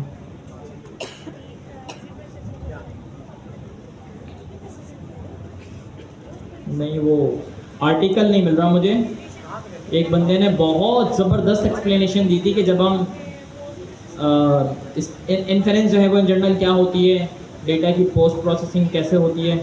खैर मैं वो मिल गया तो मैं आप लोगों के साथ शेयर कर दूंगा। तो इस पिक्चर से आपको समझ में तो आ गया होगा ना कि इन्फेरेंस का मतलब ये है कि आपकी जो क्यूरी होती है ना उसको प्रोसेस करना on the server. And then फिर आपको आंसर बैक करना इज नॉन एज इन्फरेंस। अब समझ में आई? वाकई यार किसी ने सही कहा है, विजुअल्स से जो है वो वाकई बेहतर अंदाज से समझ में आ जाता है। अच्छा जी, अनाउंसमेंट एक छोटी सी है और ये अनाउंसमेंट बहुत ज़रूरी है। अब बात असल में ये है कि कुछ लड़के हैं, कुछ लड़कियां हैं जो कहीं आगे पीछे बैठे होते हैं, डिस्कशंस चल रही होती हैं, मजाक मस्ती चल रही होती है और फिर मैं आगे क्या ही कहूँ, चाहे वो इस मार्की के अंदर हो, चाहे बाहर वाली साइड के ऊपर हो, या चाहे इस साइड के ऊपर हो, या चाहे लास्ट में हो, या चाहे कहीं आगे पीछे, कहीं पर भी जो है वो बॉयज़ का और गर्ल्स का ग्रुप होता है मिक्स, और वो डिस्कशंस कर रहे होते हैं। और जब उनसे कहा जाता है कि भाई क्या सीन चल रहा है, तो पता चलता है कि भाई डेवलपमेंट की बातें चल रही हैं, वेब डेवलपमेंट की बातें चल रही हैं और स्टार्टअप चैलेंज की बातें चल रही हैं। समझ रहे हैं आप कौन से चैलेंजेस की बात की जा रही है? तो अब शायद मुझे एक्सप्लेन करने की ज़रूरत नहीं है। अब इससे आगे मैं क्या ही कहूँ कि भाई आपको जो भी काम वाम करने हैं ना, डिस्कशंस करनी है, बातें करनी है, बराए मेहरबानी मार्की के अंदर ना करें। Governor house itself is a very good place. Governor साहब का हाउस है भाई, गवर्नर हाउस है ये, यहाँ इसकी इज़्ज़त भी करें भाई, इसकी रिस्पेक्ट भी करें। आपको पता है कायदे आज़म भी यहाँ पर रह चुके थे, आए थे यहाँ पर यही इसी गवर्नर हाउस के अंदर। तो अब यहाँ पर जो है वो सीन दूसरे ना चलाएं। अगर डिस्कशंस करनी है व्हाट्सएप पर कर लें, बाहर कर लें, पर इस मार्की के अंदर या इस स्पेसिफिक एरिया के अंदर जो है वो कोई ऐसी हरकतें देखने को नहीं मिलनी चाहिए। अगर मिल गई तो इस कोर्स से भी आउट, और साथ साथ जो है वो फिर सर दानियाल के पास भी क्यूरी जाएगी। शुरू में आपने सिमिलर क्यूरीज देखी थी, तो फिर याद है आप लोगों को पुलिस के हवाले भी किया था कुछ बंदों को। आपको पता नहीं याद है नहीं याद, पर मुझे अच्छे से याद है। हमारे पास तो सारी डिटेल्स आ रही होती है ना, हमारे जो ग्रुप है फैकल्टी का, कि भाई क्या सीन चल रहा है क्या नहीं चल रहा है। तो इससे आगे मैं क्या ही कहूँ, समझ गए ना बस आप? Yes sir. तो ऐसा कोई सीन वीन नहीं होना चाहिए इस मार्की के अंदर। डिस्कशंस करनी है outside of the marquee. And why outside of the marquee यार? मतलब अक्ल शऊर का क्या तकाजा कहता है, मतलब इस्लाम हमें क्या सिखाता है? खैर ये एक बहुत ही डिटेल टॉपिक है, इसके ऊपर कभी डिस्कशन करेंगे, आज नहीं। बट आप समझ गए कि मैं क्या कहना चाह रहा हूँ, ठीक है ना? तो यहाँ पर यार बराए मेहरबानी इस क्लास के डिस्कशंस के अलावा कुछ और ना किया करें, ठीक है? तो चलें कंटिन्यू करते हैं।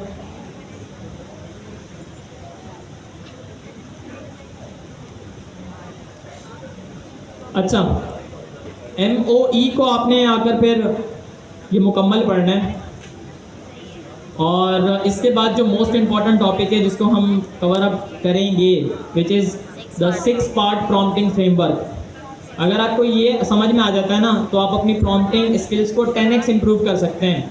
क्या कर सकते हैं? अपनी प्रॉम्प्टिंग स्किल्स को 10x इम्प्रूव कर सकते हैं। बस जिन्होंने एग्ज़ाम्स दिया हुआ है वो बराए करम खामोश रहें, खुलकर ना बताएं क्या आया था क्या नहीं आया था। बट MOE और द 6 पार्ट प्रॉम्प्टिंग फ्रेमवर्क आपका आधा एग्ज़ाम निकाल देगा।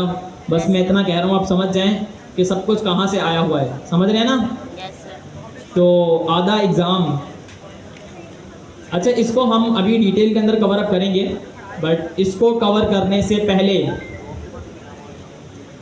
हम उन स्टूडेंट्स को बुला लेते हैं जो स्टार्टअप्स के ऊपर स्टार्टअप चैलेंज के अंदर पार्टिसिपेशन कर रहे हैं बाय बिल्डिंग देयर प्रोडक्ट। और अब वो आ जाएं, वो सब लोग पहले तो खड़े हो जाएं। अगर टीम के साथ हैं तो अपनी टीम को भी ले आएँ, यहीं पर ही खड़ा कर दीजिएगा, यहीं पर ही खड़ा कर लेंगे, और कोई एक बंदा फिर एक्सप्लेनेशन दे देगा। जी आ जाएं, आ जाएं, आ जाएं, आ जाएं। ये इससे बेहतर मौका क्या होगा भाई? 1000-1500 स्टूडेंट बैठे हुए हैं। ये अगर यही आपके यूज़र बन गए, फॉर एग्जांपल किसी को नीड होती है किसी स्पेसिफिक चीज़ की, तो ये भी आपके इनिशियल कस्टमर से यूजर्स बन सकते हैं।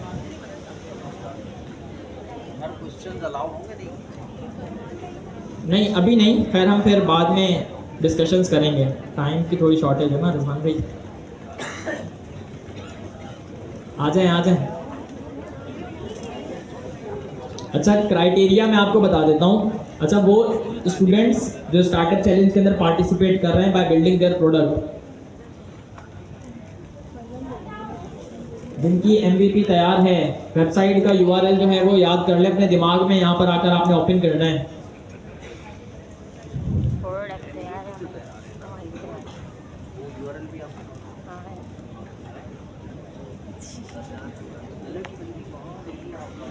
वहाँ तो मैं देने का मसला नहीं था भाई, यहाँ तो हमारी टीम है, आप तो चले फिर। लेकिन हमने जो है कितने फॉर्म वॉर्म तो कुछ फिल नहीं करा इनका, एमवीपी तो तैयार है मेरे पास।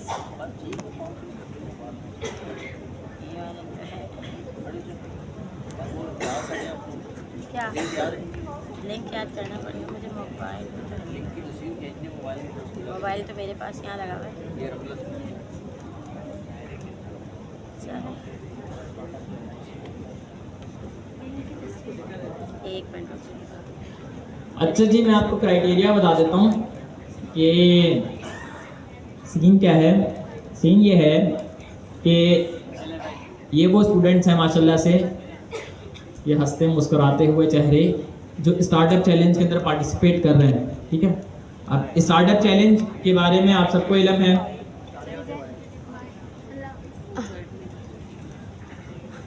ये स्टार्टअप चैलेंज की जो है क्या है, ये है वेबसाइट।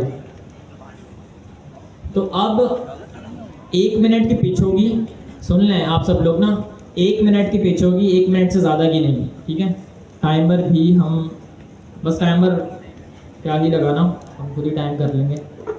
अच्छा जी 1 मिनट की पिच होगी, उस 1 मिनट में यहाँ पर आपने अपनी वेबसाइट खोलनी है। ठीक है, और सिंपल वर्ड्स के अंदर बताना है कि बेसिकली आप किस प्रॉब्लम का सॉल्यूशन अपने प्रोडक्ट के ज़रिए बना रहे हैं, पेश कर रहे हैं। समझ गए? अब आपकी अगर टीम है तो टीम में से कोई एक बंदा यहाँ पर आकर इसकी डिटेल्ड एक्सप्लेनेशन कर ले। तो चलें शुरू करते हैं। वैसे कोई और है जो स्टार्टअप चैलेंज के अंदर पार्टिसिपेट कर रहा है? यार हैंड तो बहुत सारे रेज होते हैं कि भाई हाँ हम काम कर रहे हैं, हम काम कर रहे हैं, हम काम कर रहे हैं। यहाँ पर बंदा तो कोई मतलब इतना ज़्यादा नहीं है। कितने होंगे ये? 15-20 होंगे ये, बाकी पूरा मजमा बैठा हुआ है। अच्छा जो लोग बना रहे हैं, ऐसे बहुत सारे स्टूडेंट हैं जो हेसिटेट हो रहे हैं। भाई हेसिटेट होने की ज़रूरत नहीं है, इंसान है ना, इंसानों के आगे डिस्कशंस हो रही हैं, इंसानों से ही गलतियाँ होती हैं। क्या हो गया, कभी कभार मैं कह देता हूँ क्या कुछ और रहा होता हूँ, निकल कुछ और जाता है, मतलब होता है ना ऐसा, तो इट इज़ वेरी कॉमन।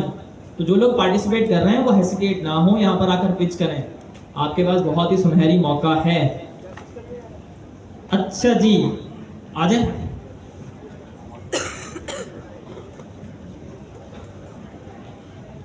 बस एक बंदा आ जाए, फिर आपकी जो टीम है टीम भी आ जाए। अच्छा जो बंदा आ रहा है उसके साथ टीम बस यहाँ पर आकर बैक पर इन्हीं कुर्सियों के पीछे खड़े हो जाए।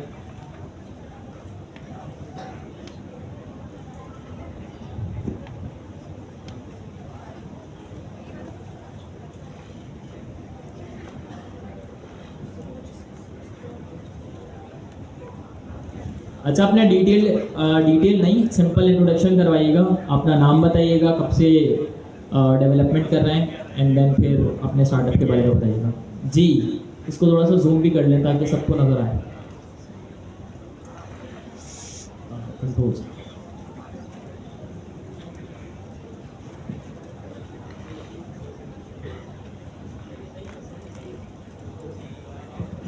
अस्सलाम वालेकुम, माय नेम इज़ तज़ाली और मैं ऑलमोस्ट 1.5 ईयर से जो है डेवलपमेंट कर रहा हूँ। तो हम सब जो हैं ऑलमोस्ट सभी जो हैं सोशल मीडिया यूज़ करते हैं और कुछ ना कुछ जो है ऑनलाइन रीड करते हैं, चाहे वो लिंक्डइन की पोस्ट हो, चाहे आर्टिकल्स हो, ब्लॉग पोस्ट हो, या कुछ भी ऐसा। जब बाज़ बात ऐसा होता है कि हमें कुछ बहुत ज़्यादा इंसाइटफुल या काम का जो है पीस ऑफ कंटेंट मिलता है, लेकिन तब हम कुछ भी हो सकता है, जाहिर है सबकी ज़िंदगी में मसरूफियात होती हैं, तब आप बिजी हैं, आप उसको रीड नहीं कर सकते, आपने रीड कर लिया, आप फ्यूचर रेफरेंस के लिए उसे सेव करना चाह रहे हैं। तो मुझे इसके अंदर बहुत ज़्यादा प्रॉब्लम होती थी, और जाहिर है जो लोग रीड करते हैं जैसे सर शारिफ है, तो इन्हें भी इस चीज़ के अंदर जो है प्रॉब्लम फेस करनी पड़ती है। कभी हम व्हाट्सएप पे किसी को भेज रहे होते हैं या कभी नोटपैड में सेव कर रहे होते हैं, तो वो जो बहुत ज़्यादा इनएफिशिएंट और अनऑर्गेनाइज्ड वे है इसे सेव करने का। तो जैसे अभी सर शारिफ को भी एक आर्टिकल नहीं मिल रहा था, तो ये भी एक उसका सर को भी प्रॉब्लम से फेस करनी पड़ी सेम। तो इसका सोल्यूशन मैंने बनाया है, मेरे स्टार्टअप का नाम है क्विकस्टैश। बेसिकली एक मोबाइल ऐप है, और ये आपको क्या अलाउ करता है कि आप कोई भी यूआरएल है, फॉर एग्जांपल वो आप लिंक्डइन का थ्रेड है या लिंक्डइन की पोस्ट है या ट्विटर का थ्रेड है या फिर कोई भी ब्लॉग पोस्ट है, तो आप क्या कर सकते हैं, सिंपली अपने किसी भी ऐप से अपने मोबाइल के अंदर हमारे ऐप के साथ उस यूआरएल को शेयर करेंगे, और अब वो क्या करेगा, वो बैकग्राउंड के अंदर आपके यूआरएल को सेव कर लेगा और उसको ऑफलाइन, उसकी एक ऑफलाइन कॉपी जो है आपके फ़ोन के अंदर सेव कर देगा। आप उसको कभी भी फ्यूचर रेफरेंस के लिए यूज़ कर सकते हैं, और कभी भी जो है उसको रीड कर सकते हैं, आपको इंटरनेट की भी नीड नहीं पड़ेगी। तो अभी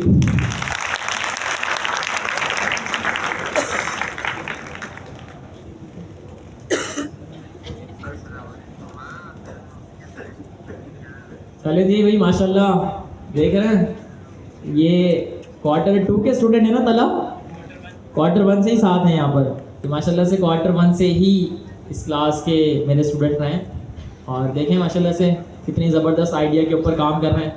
अभी आपके सामने मुझे लिंक नहीं मिल रही थी, अब यकीनन शायद मैं ही ना आपका पहला कस्टमर बन जाऊँ इंशाल्लाह। अच्छा जी, आ जाएं नेक्स्ट।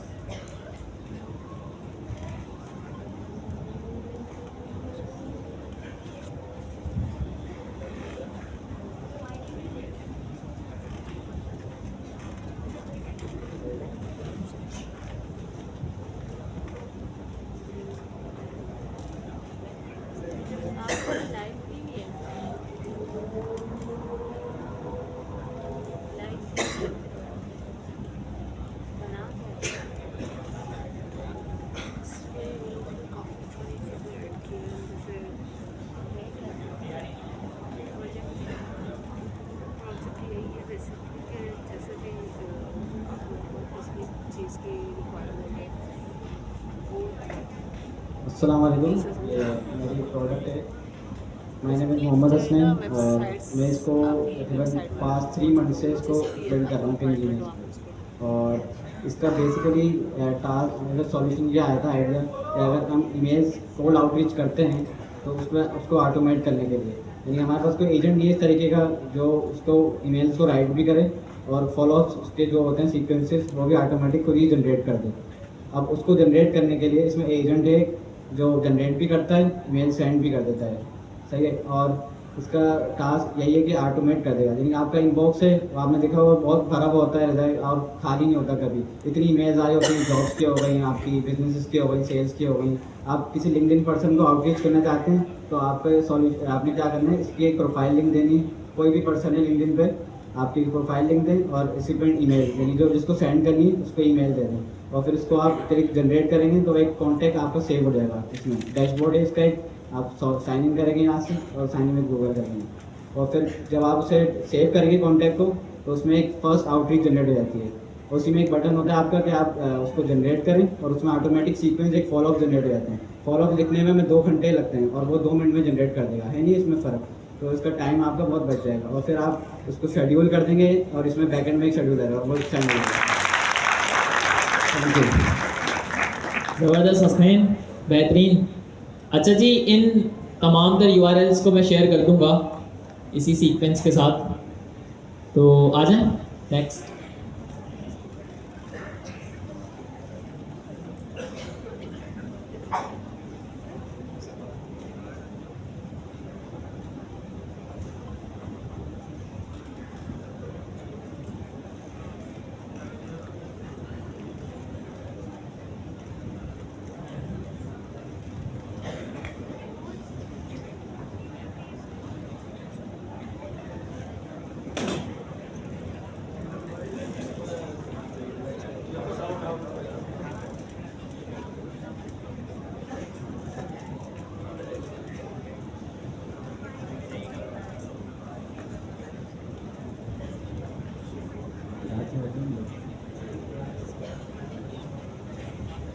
अस्सलाम वालेकुम, मेरा नाम हुज़ैफ़ा अब्दुल रब है।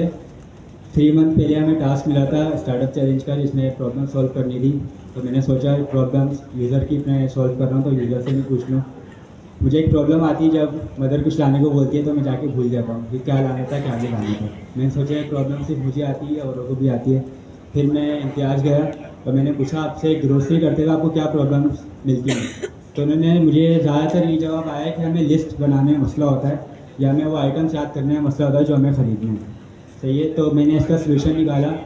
मेरी ऐप में ये होगा कि आप आइटम इसका ऐड करेंगे, इसमें आपको 4 ऑप्शन मिलेंगे: पेंडिंग, परचेज, नॉट फाउंड और नॉट अवेलेबल। ठीक है, और फर्स्ट करें आपको सामान लेने गए हैं और आपकी फैमिली से कुछ याद आ गया आपको, तो वो क्या करेंगे उसी ऐप के अंदर लिस्ट बना के आपको शेयर करेंगे और वो रियल टाइम डेटा देख रहे होंगे कि आपने क्या चीज़ परचेज़ कर ली है और क्या चीज़ पेंडिंग में। तो इसका मैंने ये सलूशन निकाला कि जब इम्तियाज़ में शॉपिंग वगैरह करने जाते तो फैमिली में लिस्ट शेयर हुई होगी और वो रियल टाइम देख रहे होंगे कि ये मेरे ये वाले पर्सन ने, फैमिली पर्सन ने ये वाली चीज़ ले ली और ये वाली चीज़ अभी ले गई है। इससे टाइम बचेगा और ग्रोसरी करने में आसानी होगी और एक स्मार्ट तरीका निकल जाएगा।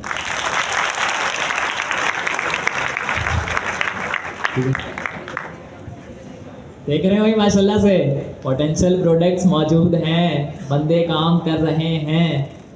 कैसी यूआई देखें माशाल्लाह से, कितनी प्यारी बनाई है इन्होंने, और ये शायद वाइट में भी है। ज़बरदस्त हुज़ैफ़ा। अच्छा जी,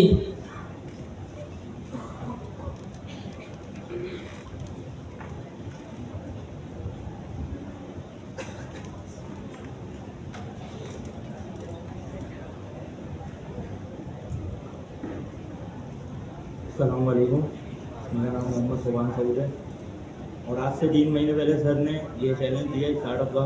तो उसके बाद मैंने सोचा क्यों ना जो हम लोग कोर्स कर रहे हैं वैसे भी वेबसाइट डेवलपमेंट का, तो अब ऐसी ऐप बनाई जाए। इससे पहले भी 2 ऐप्स थी। सबसे पहले प्रॉब्लम ये थी कि बोल्ड और लवेबल वगैरह भी हैं, लेकिन वो लोग डेटाबेस नहीं बना के देते।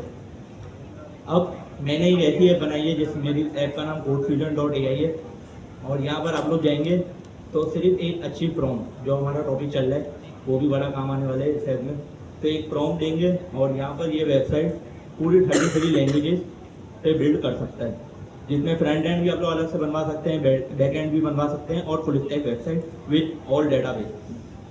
तो यहाँ पे जो फ्री में यूज़ करना चाहते हैं उन लोगों को 15 लैंग्वेज मिलेंगी, और जो प्रो फीचर यूज़ करना चाहते हैं उनको 33 लैंग्वेजेस और विद लाइव प्रीव्यू भी। इसके अलावा ये वर्सल की कॉन्फ़िगरेशन के साथ करता है अगर आप प्रॉम्प्ट में लिख के दें। बाकी कोई इमेज जनरेट करवाना चाहते हैं चैट पे जाके, इसमें एक चैटबॉट भी बनाया है बिल्कुल चैटजीपीटी की तरह, तो वहाँ पर आप लोग इमेज भी जनरेट करवा सकते हैं और अपनी प्रॉम्प्ट को रिफाइन भी करवा सकते हैं। तो यही था मेरा स्टार्टअप।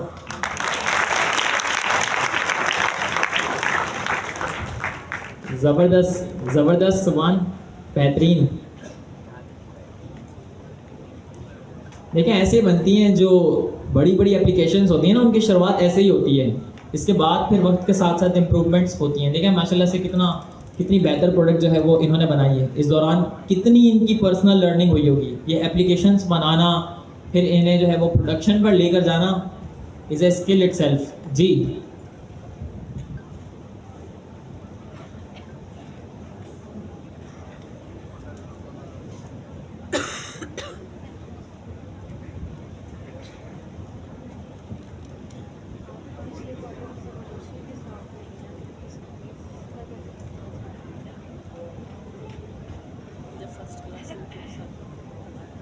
अस्सलाम वालेकुम। इंट्रोड्यूसिंग बोट बाज़ार। अच्छा, इसका जो आइडिया हमें आया है इस तरीके से आया। देखिए, मैं भी एजेंट डेवलपर हूँ, आप भी एजेंट डेवलपर हैं, सर भी हैं, तो हम इस चीज़ को क्यों ना स्टार्टअप की शक्ल दें। ठीक है, तो इसी तरह से जब मैंने इस चीज़ को स्टार्टअप की शक्ल दी तो हमने ये चीज़ इंट्रोड्यूस करवाई। तो इसके बाद जो है ना, इतने सारे गवर्नर हाउस के स्टूडेंट्स, और आप तो अबू बकर जानते होंगे, उसके भाई ने मुझे कॉल की कि हमारे पास एक एजेंट आया है जिसका जो है ये बनाना है और क्लाइंट का प्रोजेक्ट है। तो इसी तरह से जब हमने बोट बाज़ार को इंट्रोड्यूस करवाया तो बहुत सारे हमारे पास जो है ऑर्डर्स आए। तो अल्हम्दुलिल्लाह हमने ना इस with in a month 4 order जो है हम डिलीवर कर चुके हैं, अपने बोट सेल कर चुके हैं। तो इसकी जो पीछे की बिहाइंड द सीन जो टीम है उसको भी मैं इंट्रोड्यूस करवा देता हूँ। तो मतलब ये हुआ, जो हम AI चैटबॉट हो गए जो वेबसाइट के अंदर आजकल चाहिए, तो AI एजेंट हो गए, तो इन चीज़ों की जो है हम यहाँ पे सेल करते हैं। अगर आप जो है ना कोई भी यहाँ पे जाएगा कोई भी अपना रिक्वेस्ट एआई एजेंट भी कर सकता है कि किसको कस्टमाइज करवाना है, तो यहाँ पे जाके अपनी डिटेल जो है ना फिल करेगा और जो है सबमिट करेगा, तो हमारे पास ये चीज़ आ जाएगी और हम जो है ना क्लाइंट के साथ रब्ता करके उसको बना के देंगे, उसको इंटीग्रेट करवा के देंगे। सो इसके जो पीछे की टीम है उसको मैं इंट्रोड्यूस करवा देता हूँ। सॉरी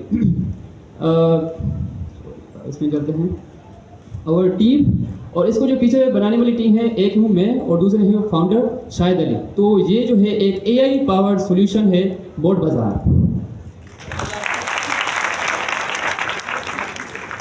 बेहतरीन जुबान, बेहतरीन, ज़बरदस्त प्रोडक्ट बनाई है जी। नेक्स्ट आ जाए।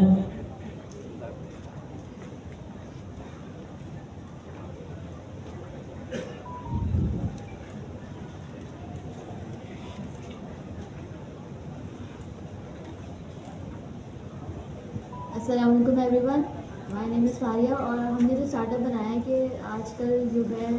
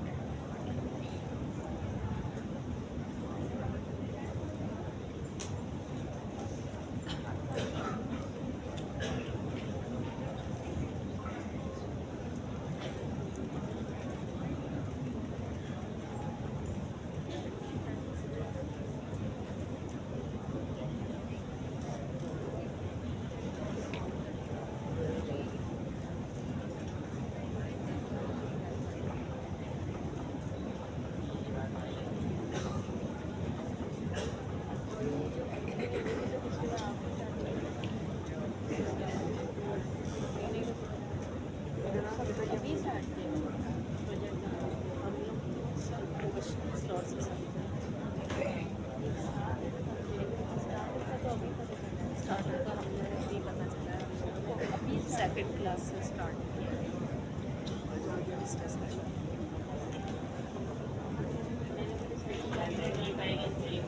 आपने हमें थर्ड क्लास में सच में सर सही तो आप डिस्कस किया कि मुझे लगा आप लोग बहुत पहले से कर रहे थे, मैंने मना कर दिया। अच्छा मैंने मना कर दिया, लोगों ने कभी स्टार्ट नहीं जल्दी हो जाएगी स्टार्ट कर लिया है। हाँ स्टार्ट कर लिए, परसों सेशन हुआ था तो बताया था जितना जो स्टार्टिंग की जो वेबसाइट जिन लोगों ने बनानी थी वो जो गई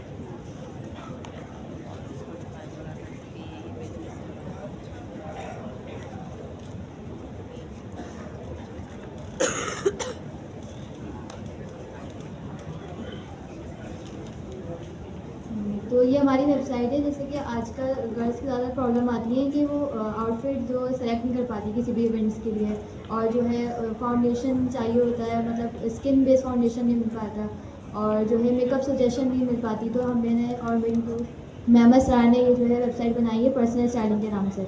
तो इसमें जो है आपको एआई जो रिकमेंडेशन मिल रही होती है, आपको आउटफिट सिलेक्शन के लिए, स्मार्ट कलर मैचिंग के लिए और मेकअप सजेशन मिल रही होती हैं। तो ये हमारा आउटफिट चेकर है जिसमें आपको स्मार्ट टूल एनालाइज करता है आपके आउटफिट को और रिकमेंड करता है कि कितना अच्छा आउटफिट आपका और कितना अच्छा नहीं है। तो ये हमारी वेबसाइट है।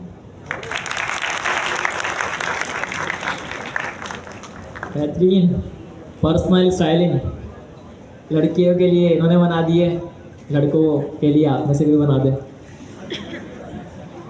Just kidding. अच्छा जी,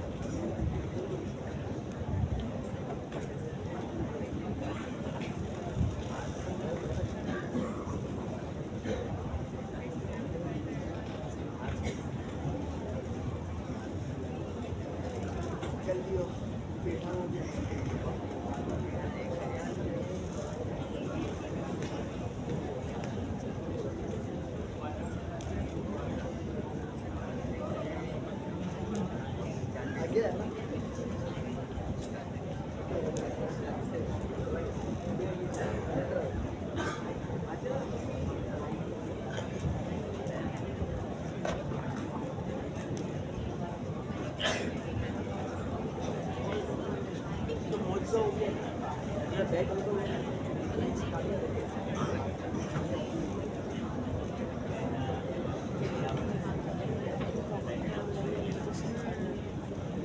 लोग का ज़्यादा काम सर्टिफिकेट आए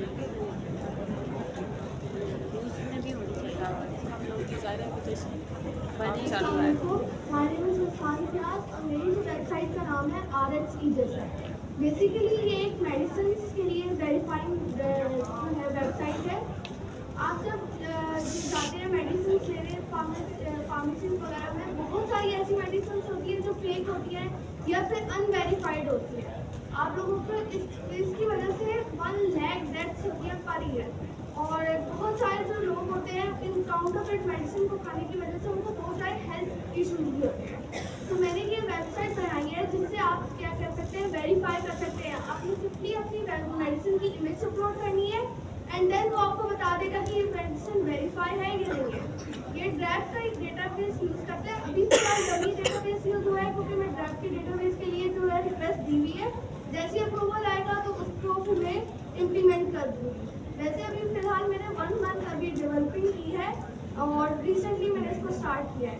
सो और NIC पे भी मेरा ये जो स्टार्टअप है अप्रूव हुआ और सैटरडे को मैंने इसमें पिच भी किया। तो थैंक यू सो मच।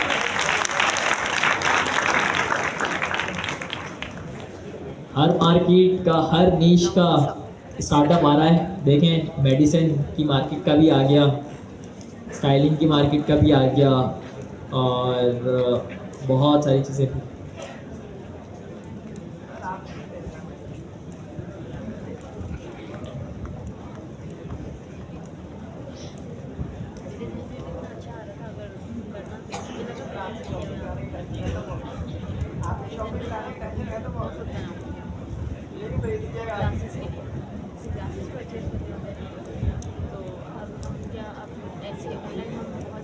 अस्सलाम वालेकुम, my name is Maryam Shahid. ये हमारा स्टार्टअप है, एक HR एजेंट, बेसिकली स्टाफिक्स। अच्छा, HR के बहुत सारे रोल्स होते हैं, मतलब बहुत सारे जो है ना उसके डिफरेंट रोल्स होते हैं। डेली बेसिस पे इतने सारे काम होते हैं, उसको मैनुअली करना पड़ता है, बहुत सारे उसको जो है ना काम को फेस करना पड़ता है। तो हमारा HR स्टाफिक्स उस प्रॉब्लम को सॉल्व कर रहा है और अल्हम्दुलिल्लाह अब हमारी जो है वो टोयोटा कंपनी तक भी रीच हुई है। उन्होंने हमारे स्टाफिक्स को रीच किया है और उनसे भी बात चल रही है और एक और कंपनी से हमारी जो रीच चल रही है। बेसिकली हमारा स्टाफिक्स जो है ना B2B है। जो कंपनीज और फर्म्स होते हैं हम उनको जो है ना वो रीच आउट कर रहे हैं।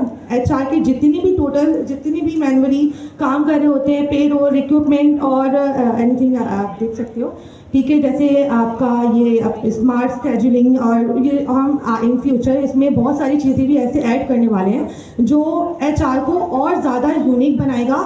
जितने भी अब तक HR स्टाफिक्स बन चुके हैं, मैंने वाई कॉम्बिनेटर में भी रिसर्च की थी, अब तक का SDK के ऊपर हमारे ऑब्वियसली हमने पढ़ा है तो ऑटोमेशन जो है वो SDK पर अब तक किसी ने नहीं की थी।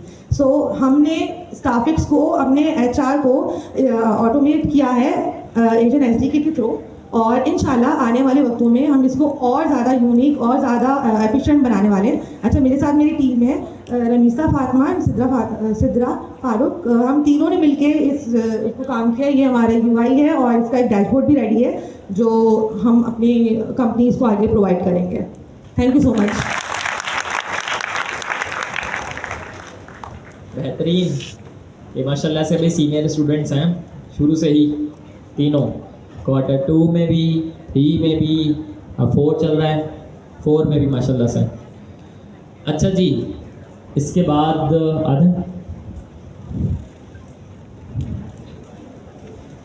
देखिए, अब HR की मार्केट के लिए भी हमारे पास सॉल्यूशन आ गया है। हर एक नीश के अंदर यहाँ के स्टूडेंट टारगेट कर रहे हैं और अगर इंशाअल्लाह अपनी अपनी नीश के अंदर कामयाब हो गए तो जो $1 बिलियन वाली बात थी ना वो सच्ची हो जाएगी। मतलब जिस लगन के साथ बंदा काम करता है, जिस मेहनत के साथ काम करता है, then things will be in the good state for them.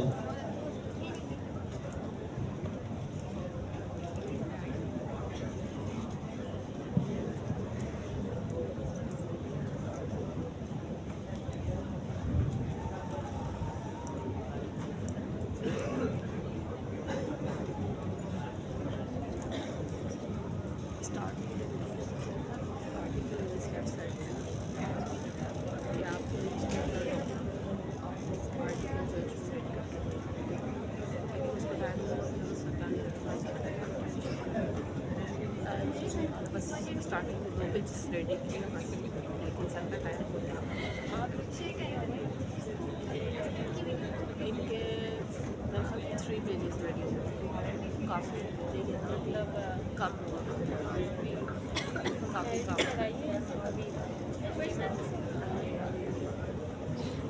बस अभी पेजेस रेडी हुए इसी अस्सलाम वालेकुम, आई एम महवीर शेख और मेरा स्टार्टअप का नाम है health sphere. Basically health sphere के जो टारगेट कस्टमर है वो रूरल और अर्बन एरियाज़ हैं, क्योंकि रूरल और अर्बन एरियाज़ में जो डॉक्टर की फैसिलिटीज़ या हेल्थ की फैसिलिटीज़ इतनी ज़्यादा आम नहीं है, वहाँ पर इवन मेडिसिन भी इतनी आसानी से नहीं मिलती। तो मैंने एक ऐसा हेल्थ स्फीयर ऐप बनाया है जहाँ पर डॉक्टर और पेशेंट रजिस्टर करेंगे, लेकिन डॉक्टर जो रजिस्टर होंगे उनके पास वेरीफाइड लाइसेंस होना चाहिए और लाइसेंस के लिए मैंने API का यूज़ किया है PMDC की, जिससे वो वेरीफाई होगा तभी डॉक्टर रजिस्टर करेंगे और देन ही उनकी कंसल्टेशन प्रोसेस चलेगी।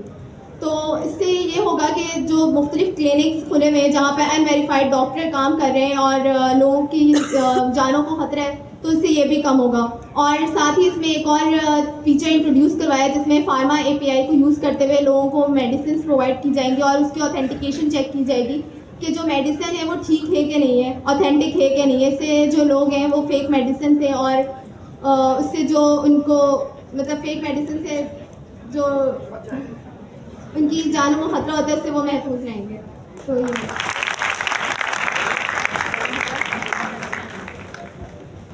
ये माशाल्लाह माशाल्लाह ज़बरदस्त, मतलब कॉन्फिडेंस देखें, 1 सेकंड के लिए तो मैं भी हिल गया था। मैंने कहा भाई माशाल्लाह।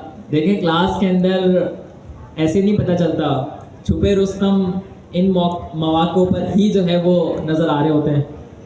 तो हेल्थ स्फीयर सही है, ये भी हेल्थ केयर की मार्केट को टारगेट कर रहा है, बेहतरीन।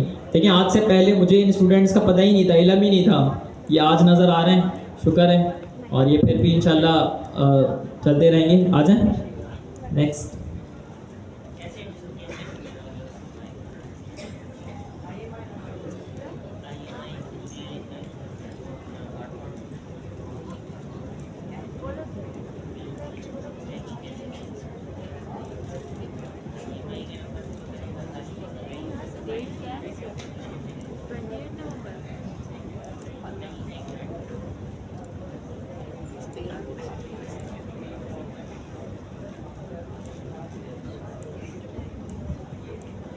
अस्सलामुअलैकुम, मेरा नाम राबिया सुहेल है और हम इस स्टार्टअप के अंदर ना बहुत लेट हमने जो है इसको ज्वाइन किया है। मतलब हमने जब सर ने हमें ये कहा कि नहीं जो भी नए लोग आएँ वो भी इसके अंदर पार्टिसिपेट कर सकते हैं, तो फिर हमने जो है वो इसके अंदर पार्टिसिपेट किया है।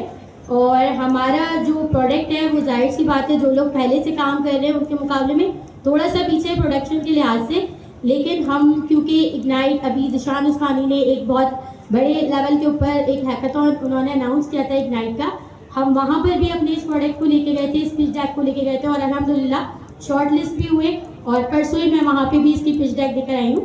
बेसिकली ये हमारे पास एक रेस्क्यू नेट सिस्टम है। हमें पता है कि हमारे पास ना पाकिस्तान में बहुत सारे डिज़ास्टर्स आ जाते हैं या हमारे पास कुछ इस तरह की एमरजेंसीज हो जाती हैं कि लोगों की ना ज़िंदगी ख़तरे में आ जाती है, लोगों को बचाना बड़ा मुश्किल हो जाता है। वो इस वजह से क्योंकि हमारे पास 3 बड़ी वजूहत हो जाती हैं, या तो लोकेशन उनके पास करेक्ट नहीं होती रेस्क्यू टीम्स के पास, या फिर ह्यूमन डिले आ जाता है, या तीसरी वजह ये होती है कि जो रेस्क्यू टीम्स होती है ना उनके बीच में कोऑर्डिनेशन बड़ी ख़राब होती है। तो हमारा जो एप्लीकेशन है, हमारी एप्लीकेशन के अंदर 2 पोर्टल है, एक एडमिट पोर्टल है और दूसरा जो है वो सिटीज़न पोर्टल है। सिटीज़न पोर्टल में आपको जो है वो रियल टाइम ऑथेंटिकेशन है, इसके अंदर दोनों पोर्टल्स पे लगी हुई है। रियल टाइम पे आप जो है अपने आप को आपको रियल टाइम पे अलर्ट्स मिल सकती हैं, सेफ्टी अलर्ट्स मिल सकती हैं। इसके अलावा अगर आप किसी क्रिटिकल सिचुएशन के अंदर फंसे हुए हैं तो आपके पास इस बात का भी सहूलत मौजूद है कि आप SOS सेव अवर सोल्स के मैसेजेस भी मतलब जो है सेंड कर सकते हैं ताकि आपको रेस्क्यू किया जा सके। और इसके अलावा आपको अगर आप किसी ऐसी जगह पर हैं जहाँ पे आप अपने आप को बचा सकते हैं तो आपको यहाँ पर जो है वो सेफ्टी सजेशंस भी मिलती हैं कि आप अपने आप को किस तरह से सिक्योर कर सकते हैं। दूसरी तरफ हमारे पास एडमिन पोर्टल है और एडमिन पोर्टल के अंदर हमारे पास ये हमारा जो एडमिन पोर्टल है उसे अथॉरिटीज़ यूज़ कर सकती हैं इंसिडेंट वगैरह को वो करने के लिए, उसकी मैनेजमेंट के लिए या वॉलंटियर्स की मैनेजमेंट के लिए, या हमारे पास जो रिसोर्सेज होते हैं उसकी मैनेजमेंट के लिए हमारे पास जो एडमिन पोर्टल है वो वहाँ पे अथॉरिटी जो हमारे पास इसकी जो हमारे पास वो होती है ना रेस्क्यू जो कर रही होती है, तो अथॉरिटीज़ इसको जो है मैनेज कर सकती हैं। इसके अलावा इसका जो सबसे मेन फीचर है वो ये है, हमारे पास अभी तक पाकिस्तान में जितनी भी रेस्क्यू की से मुतालिक जितनी भी एप्लीकेशंस मौजूद हैं वो ना सिर्फ और सिर्फ 2 लैंग्वेजेस को सपोर्ट करती हैं, या तो इंग्लिश को सपोर्ट करती हैं या तो उर्दू को सपोर्ट करती हैं। लेकिन हमने जो बनाया ना अपना प्रोडक्ट, ये हमने पाकिस्तान की लोकल नीड्स को देखते हुए बनाया है, क्योंकि हमारा पाकिस्तान इसके अंदर 38% ऐसे हैं जो सिर्फ अपनी मातृ ज़बान के अंदर बोल और मतलब समझ सकते हैं। तो हमारा सिस्टम जो है ना वो पश्तो को, इसके अलावा बलोची को, इसके अलावा हमारे पास सराइकी लैंग्वेज आ गई और सिंधी लैंग्वेज आ गई, और उर्दू और इंग्लिश को भी, मतलब 6 लैंग्वेजेस को ये सपोर्ट करता है। साथ में इसके अंदर भी मतलब आपके पास जो है वो लाइट और डार्क का जो है वो थीम सिस्टम मौजूद है कि आप थीम भी चेंज कर सकते हैं इसकी लिहाज से।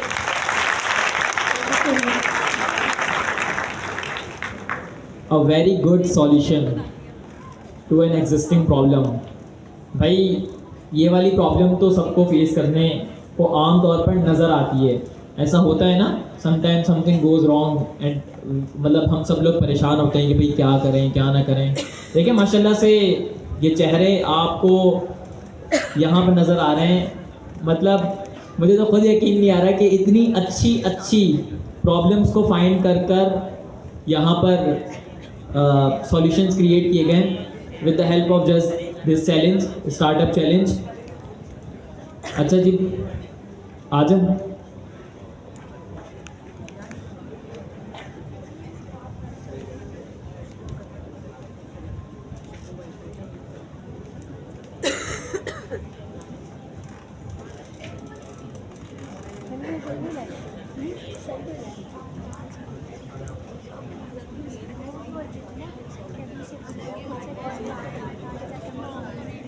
आ जाए। अभी मैंने उनसे बोला ना क्योंकि हम इसका बहुत यार माशाल्लाह से बहुत बेहतरीन प्रोडक्ट्स अब तक मैंने देखी हैं, मतलब दे एवरीथिंग इज़ लुकिंग लाइक कि भाई वाकई किसी प्रॉब्लम का सॉल्यूशन। अब आपका थोड़ा बहुत दिमाग भी एक्टिवेट हुआ होगा कि भाई प्रॉब्लम्स जो हैं वो क्या होती हैं। जैसे देखें ये राबिया सुहेल एंड इनकी टीम कितनी बेहतरीन प्रोडक्ट को, कितनी बेहतरीन जो ये हमारे पास सॉल्यूशन की शक्ल के अंदर प्रोडक्ट आ रही है। तो ये ऐसे ही हमारे पास दूसरे सॉल्यूशंस भी मौजूद हैं।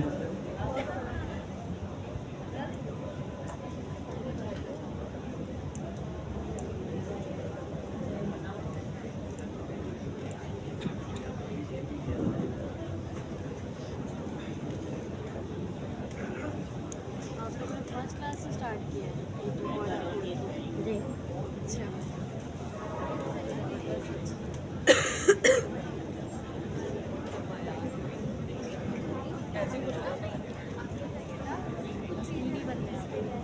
नहीं हमारी टीम है। अच्छा मैं टीम का तो मुझे उससे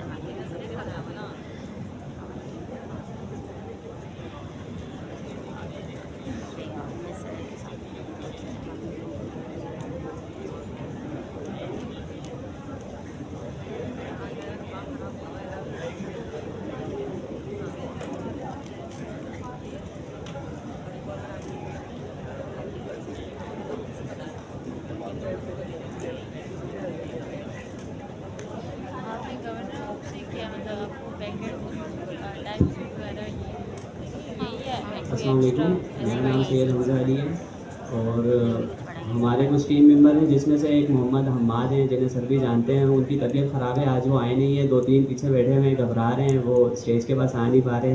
एक टीम मेंबर मेरे साथ आई हैं, उनका नाम साइमा है। तो हमारा बेसिकली प्रोजेक्ट ये है कि आजकल लोग जब बीमार होते हैं तो पहले वो डॉक्टर के पास जाते हैं, लाइंस में लगते हैं कि लाइंस लगने के बाद फिर उनके बाद उनका 1.5-2 घंटे बाद नंबर आता है, वहाँ पे बीमार बैठे हुए होते हैं। पहले ही वो परेशान है, ऊपर से और परेशानी का वहाँ जाके उन्हें सामना करना पड़ता है।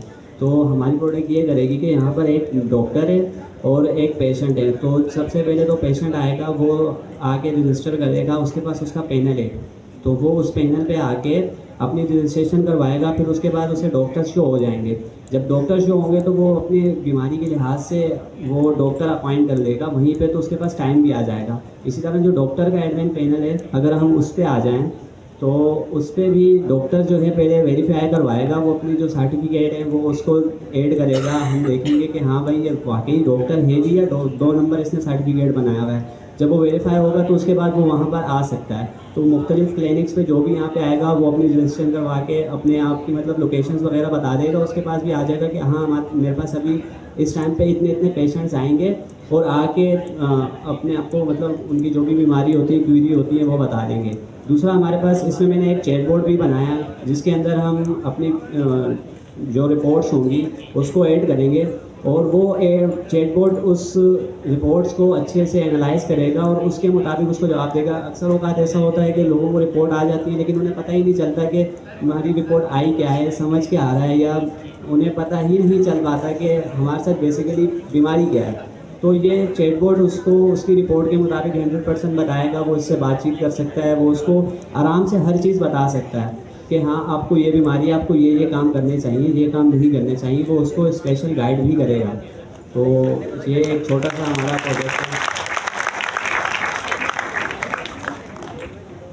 बेहतरीन, अच्छा जी। मैडी ब्रिज,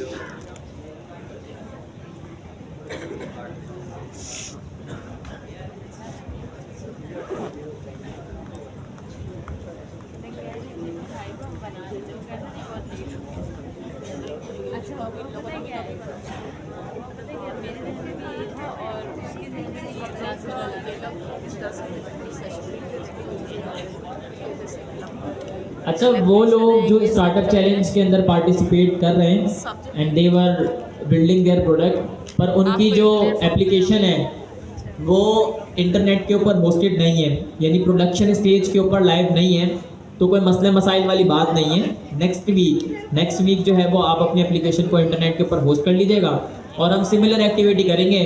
फिर आप नेक्स्ट वीक जो है वो यहाँ पर आकर पेज के अंदर एक्सप्लेन कर दीजिएगा अपनी प्रोडक्ट को। अभी कुछ स्टूडेंट आए थे पीछे से, इस तरफ से भी आए थे, इस तरफ से भी आए थे, and they were saying the same thing कि सर हम डेवलपमेंट कर रहे हैं और अब होस्ट नहीं की हुई, तो कोई मसले मसाइल वाली बात नहीं है। इंशाल्लाह नेक्स्ट वीक आप सबको चांस दिया जाएगा। I am so sorry everyone, मैं अपनी टीम को इंट्रोड्यूस करवाना भूल गई। मेरी टीम के अंदर रिजवान भाई हैं, शेख शराजी भाई हैं और रिजवान भाई की बेटी मर्न इस्ताक माशाल्लाह। रमला सबसे छोटी टीम मेंबर हमारी टीम की यही है, और इस टीम के बगैर तो कुछ भी करना इम्पॉसिबल है। आपको पता है कि टीम वर्क बहुत ज़्यादा ज़रूरी होता है जब आप कोई बड़े लेवल के ऊपर काम कर रहे होते हैं। तो अपनी टीम को मैं कैसे इंट्रोड्यूस करवाना भूल सकती हूँ। ज़बरदस्त। अच्छा ये देखें माशाल्लाह से रमला बैठी हुई हैं, ये 10 साल की है। 10 साल के हो आप जी? 15 ईयर्स की। पहले हमारे पास यहाँ पर अबू बकर थे 11 साल के, 10 साल के, फिर उनके भाई मोहम्मद 12 साल के, और अब इनसे छोटा मुझे कोई नज़र नहीं आ रहा। 15 साल से छोटा बैठा हुआ है यहाँ पर कोई नहीं है। अच्छा जा कहाँ पर रहे हैं, सबर तो करें भाई, बंदा एक रह गया है, एक लास्ट जो है वो पिच रह गई है, बल्कि 2 हैं। तो आ जाएं आप लोग, आ जाएं जल्दी आ जाएं जो लोग रह गए नेक्स्ट क्लास में। चलें ठीक है, बस फिर आप लोग ना नेक्स्ट क्लास के अंदर अपनी पिचेस दीजिएगा। नेक्स्ट क्लास में आप लोगों से शुरुआत करेंगे।